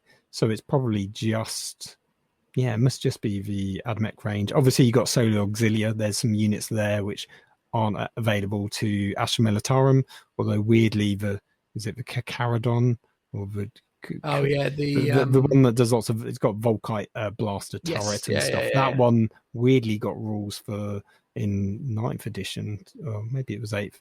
In 8th in one of the indexes to in fact, no, it came out in 8th edition. It got like a PDF rule, and then it appeared in the 9th edition compendium. So it's odd that one Solar Auxilia unit got rules for 40k. Nothing else did. There's that as well. It's interesting. It's weird. Forge World's in an odd state. It still feels like it is, and maybe time will tell. We'll see more about what direction it's actually going in. Yeah, it's interesting. But irrespective of what Forge World was and what it is now and all that other stuff, I think, at the end of the day, for a range to continue to be supported, it kind of feels like now it needs to get enveloped into the larger, Citadel range. And, I'm very hopeful for Krieg. I think, as you say, I mean, really, you need a command squad, you need a commissar, and you need Death Riders, and then you need some tank crew. Oh, well, the heavy weapon squad as well. I think command squad, heavy weapon squad are the minimum, just to make it a generic regiment like all the other regiments out there, like Katjan and stuff. To bring in the specialist units, you want really the Death Riders and the engineers. The Hades drill as well would be nice. Grenadiers would be super nice. It's odd, and this is the thing that's sort of still not explained, is that you get a grenadier as part of this veteran squad. And what they still haven't quite clarified is whether this plastic kit is Krieg veterans, which are distinct from Krieg infantry, or if these are just meant to be Krieg infantry, but they've rebranded them as veterans just to give them some distinction, or is them being veterans just how they're being portrayed in Kill Team and not 40k rules. So there's some sort of unanswered questions there. Would be interesting because they've obviously got lots of cool equipment. It'd be interesting to see what you can actually make out of that kit. Oh, I mean, the kit looks incredible though. I'm so hyped for that kit. I mean, I am. So Kill Team, right? Like, one of the things that's interesting about it, like, the models are great. The more I'm learning about it though, what's going on with that like weird shape system they've created? Like, what is that about? Like, you move free square or whatever it is. It's like, what is going on there? I've got two theories about it. One, we talked about it before, like there's like a bit of a degrading stat line. So rather than saying, when we talked about Bellicor, it's like you move 10, then you go down to 8, then you go down to 6. Rather than say that, it's, you move square, then you go down to circle, then you go to triangle. I've seen a few people point out it would make a bit more sense to make the number of sides of the shape the number of like inches that you're moving, so there's a bit of comparison between them. So the higher up you go, the more movement in terms of your movement is equals the number of sides on that shape. So I could sort of see some logic there. A part of me wonders if it's like a sort of a bit of an instant. It's weird. A part of me is like, is it like a regional thing? Is it like to do with language? But it's like numbers are pretty universal anyway, so it clearly isn't that. But I mean, maybe they're just trying to do something that takes it away from that kind of super gamey, I've got a tape measure, it's all in inches. I guess maybe it's like, some people don't use inches. There's a metric system as well as an imperial system. So maybe they've just sort of gone, let's just make it something arbitrary and use these. Maybe it's much, if you're a kid, maybe it's much easier to pick up and learn like cool shapes and stuff. Well, I think there's also, though, I mean, it depends, right? Because ultimately, So there was a skirmish game that the guys over at Mantic did called Dead Zone, and that was based on like a grid system. So essentially, you had your grid, and your movement was essentially the amount of grids that you could traverse through. And then the terrain system they had made was, matched up to the grid system. So all of the levels between between levels were measured in the same distances as the grid. So the whole idea is that, it was 3-dimensional, but you could essentially move distances by these cubes, these grid, these squares, whatever. And it created some interesting gameplay, because essentially the way it worked is that your movement was described in that kind of distances, and because the game had been built with that in mind, it never got super confusing about the kind of traversal mechanics that were used. And I wonder whether or not this is a way for Games Workshop to essentially kind of create more simplified or more balanced mechanics, because essentially your model can move within the confines of this square, this measuring tool, but it can't exceed it, and it kind of helps streamline some of the weirdness, because I think there's a lot of exploitivity within measuring distances and how that relates to vertical distances. If you have a number system, it's like your movement, okay, predominantly is 6 inches, could be 8, could be 12, could be 10, could be anything, right? Terminators is 5.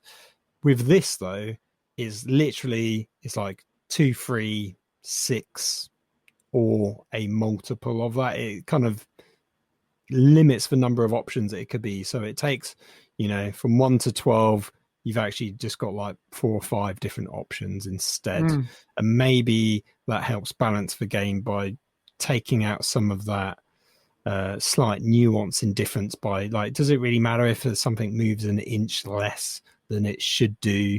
Because if you were trying to do that and make everything say 6 inches, a 40k player would be like, oh, but Terminators move 5 inches, it should be 5 inches. Well, now it's like it moves 2 circle or whatever, which is 6, and it's like everything mostly moves 6. So, and maybe they're just trying to do it to distinguish itself from not being 40k.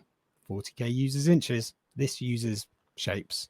I think the problem for most people, because we're so used to playing 40k, is we're adding in an extra step in our heads. We're like, we see a circle, we're like, okay, what does that actually translate to in inches? Because for us, inches is much more natural, so we're sort of just working it out in our head. It's like, okay, a circle's 2, my guy moves 3 circles, that's 6 inches. And I think maybe once you just start playing the game, or people that play it and have never played 40k will find it a lot more instinctively better to pick up. Like, it could be a game that's just not aimed at current gamers. It's aimed for more casual, board game type people. And these kind of mechanics are used there more often, and they would pick this up more. Whereas inches is probably maybe a scary thing. We're like, oh, that just seems like, what's this? Bit scary, bit weird. Yeah.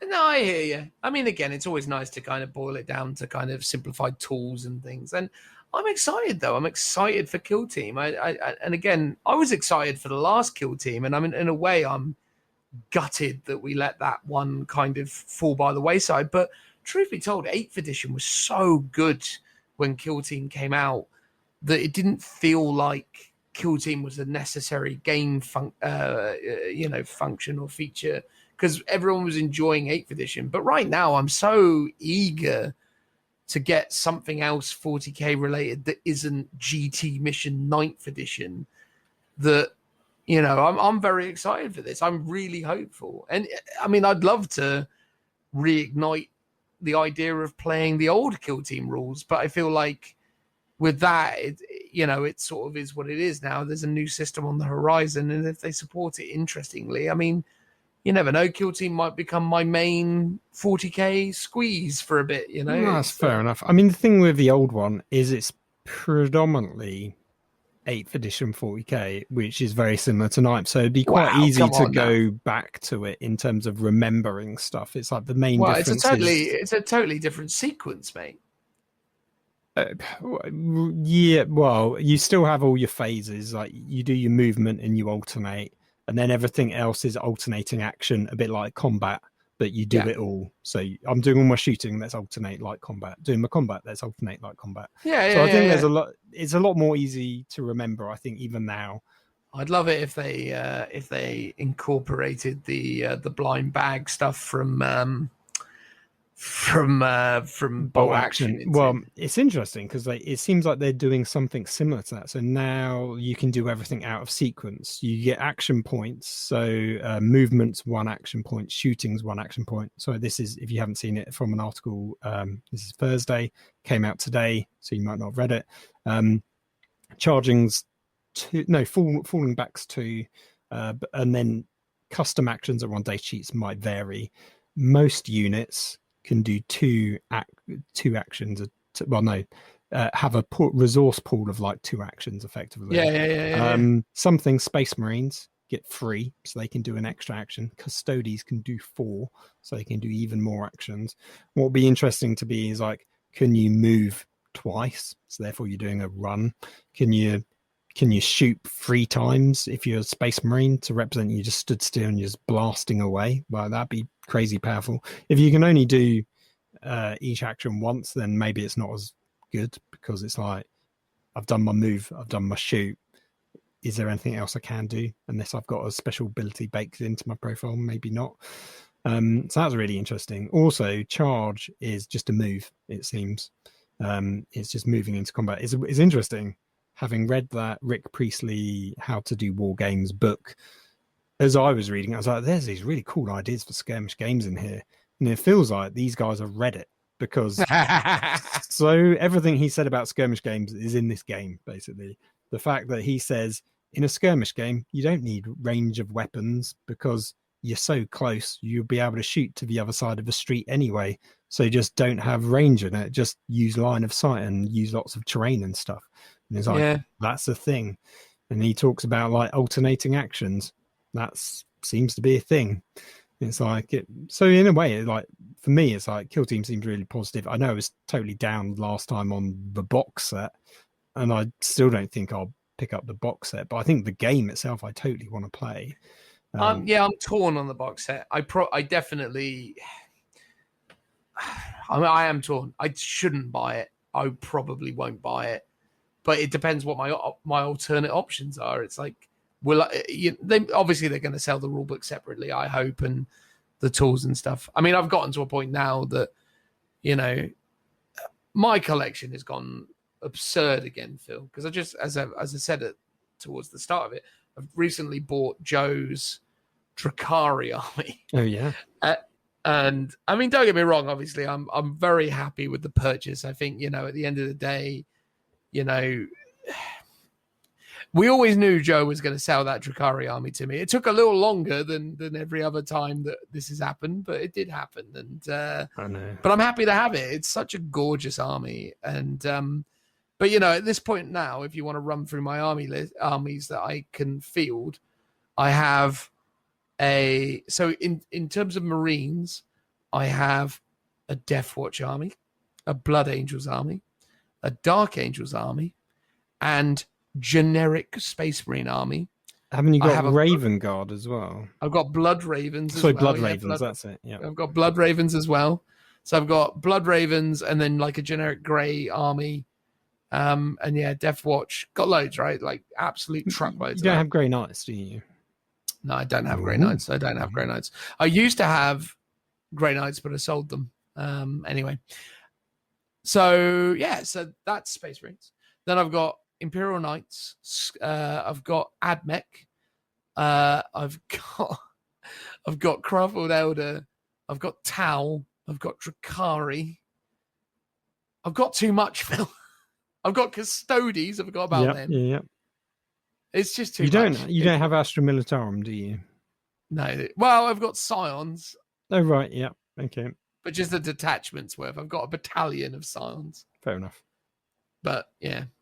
But no, like I just get into that point where I'm like, I've got Gloomspike Gits for Age of Sigmar. I've got too much, Phil. It's time to pump the brakes on 40k buys. I've made a mad purchase of orcs. Yeah. Orcs, Phil. Orcs. I know. And you're not going to buy this Kill Team box. Are you off your head? Well, so here it's got Krieg and orcs in it. I know, but so I've been reading I have been reading the old Rogue Trader book, first edition. Oh, blimey. So I've gone and bought some old Rogue Trader metal orcs. Oh, mate. Because I wanted some of the old, they were called Orc Space Raiders. There was a box of them, metal.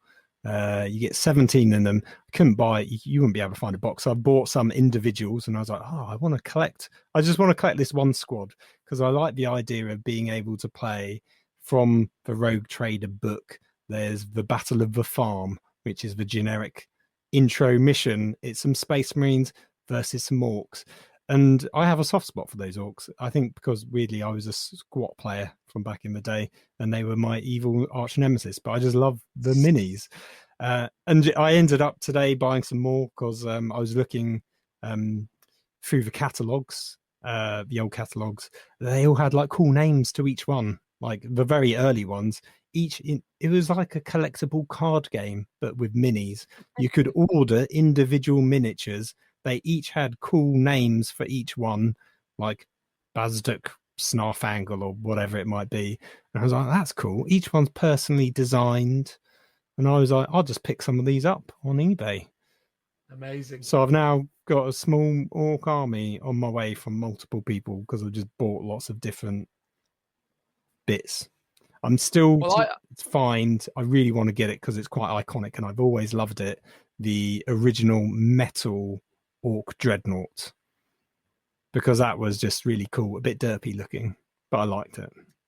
You mean the old? Yeah, no, I know the crab claw ones. There was painted red and had 4 arms. Yes, Can you not track one of those down? Well, I could. I almost got one today, but I got outbid at the last minute. It went up to 50 quid in the end, and I was like, as much as I want it, that's quite a lot. That is a lot, mate. I've got my eye on another one. If I can get it for like 20 or 30 quid, I'd be like, fair enough. I think because I obviously went through because I've still got them all. I got all my Rogue Trader era Elder collection as well. So we could get some. We could do a Rogue Trader game of Elder v Orcs. That'd be good fun. Yeah, because my plan with this is I wanted a chance to do some contrast painting. And I think that would really emulate the older style, like with the inks and things. And I can't remember the name, but I came across this really cool blog where a guy had painted the new Dominion orcs, mostly using contrast. And I was like, and that just sort of twigged when I was doing this. I was like, it'd be a really good excuse to like follow that tutorial, paint some of these guys up. Also what I want to do, because they've all got individual names and I've been trying to get the ones with names from the catalogue, there's some later ones that are just generic orc with bolter. I'm a bit like not fussed about them, with the exception of the ones that come from the Orc Space Raiders box, because I want to get one of every of those models. So I think it's versatile terrain. They do nameplates, so I want to get the official names like 3D printed by Versatile Terrain and then added to the base, so all my orcs will be individually named. I think that'd be cool. And the other thing I really like about it is like it's an excuse to do 0 conversion work on an army, which is normally what I obsess about. And instead I can just literally glue them to their bases, be like, done, that's it. I might drill some bolters out, like the barrels if needed, but that's it. There won't be anything else. I want to keep them as original as possible. I might base them on 32s rather than 25s. You got to do them on their original bases, mate. Well, I'm a bit torn. I think you're right from a classic era point of view.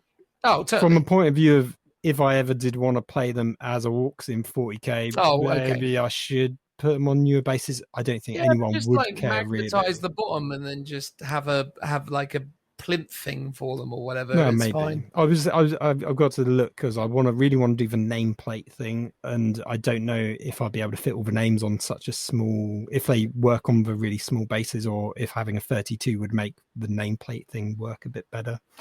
Oh yeah, I mean, I might obviously do it from for that that. perspective, it would simplify things. Yeah. No, Yeah. I understand that aspiration, mate. Well, that's awesome, man. Good on you. Oh, Getting yeah, into the, going down a mad rabbit hole of mate, it's a great, rogue trader, and it's a great place to wander, mate. I respect your commitment to it. I'm looking forward to seeing it. It's going to be a thing of wonder that will potentially reinvigorate my necessity for finishing off finishing off a small force of classic Elder, and then we can do some good little projects. Yeah.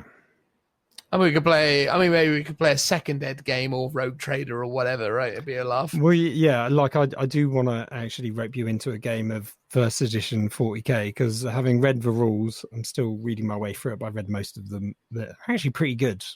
They're a bit all over the place when it comes to certain things, like running away and falling back and stuff can be a bit convoluted, but most of it's pretty good. Psychic phase is pretty interesting. What was it? Aircraft is in there, and they have levels to your air, so you could be flying up a certain height. So for each I think you can go from 1 to 4, and each level you're up. If you're trying to shoot at them, you increase the range of your weapon by 10 inches. So you could be flying up really high, but it's much harder for people to shoot at you from the ground. For example, vehicles, including aircraft, have a turning circle, and the turning circle is determined by your speed. So you can potentially go out of control and stuff like that. It sounds like a nightmare, mate. I look forward to it. No, exactly. Well, this is the thing. So I think the way I would do it, well, there's two ways I would do it. One is a very small, like classic war game, which is literally 2 or 3 squads tops, 1 or 2 vehicles tops, like a dreadnought or something. I wouldn't really want to go into big things like land raiders and rhinos and stuff, but if you're going down the Space Marine route, then maybe you would. The other option, and this is something I would love to get you guys to do, but I imagine no one would ever agree to this, is we do the much more rogue trader side of it, where it's a bit more of an RPG adventure, where basically each person creates their own character. So a persona to represent them. You roll on the tables to determine your stats and your traits and your abilities, and either buy a mini that from the rogue trader either that represents you, or you just kit bash and convert something to represent who you could be. You could be an astropath, you could be like a navigator, you could be a space marine, you could be a rogue trader, you can be an inquisitor. There's tons of rules in that, but for whatever you want to be. And then we do it like a sort of team Warhammer quest. So like you, Joe, Richie, like whoever, you have one model each, you team up as a warband, and then you come across against some orcs and you do a battle, or some weird spider monster and stuff. And what's cool about Rogue Trader is like there's just a billion rules in there for different creatures, monsters, and all sorts, that you can just do little battles against, like little skirmish games. So it's a bit more, it leans much more into role play, but it's still much more streamlined, so it's not really role play either. It's it's like sci-fi Warhammer Quest. I mean, it sounds awesome, mate. I'm all in. Let's do it. I'm on.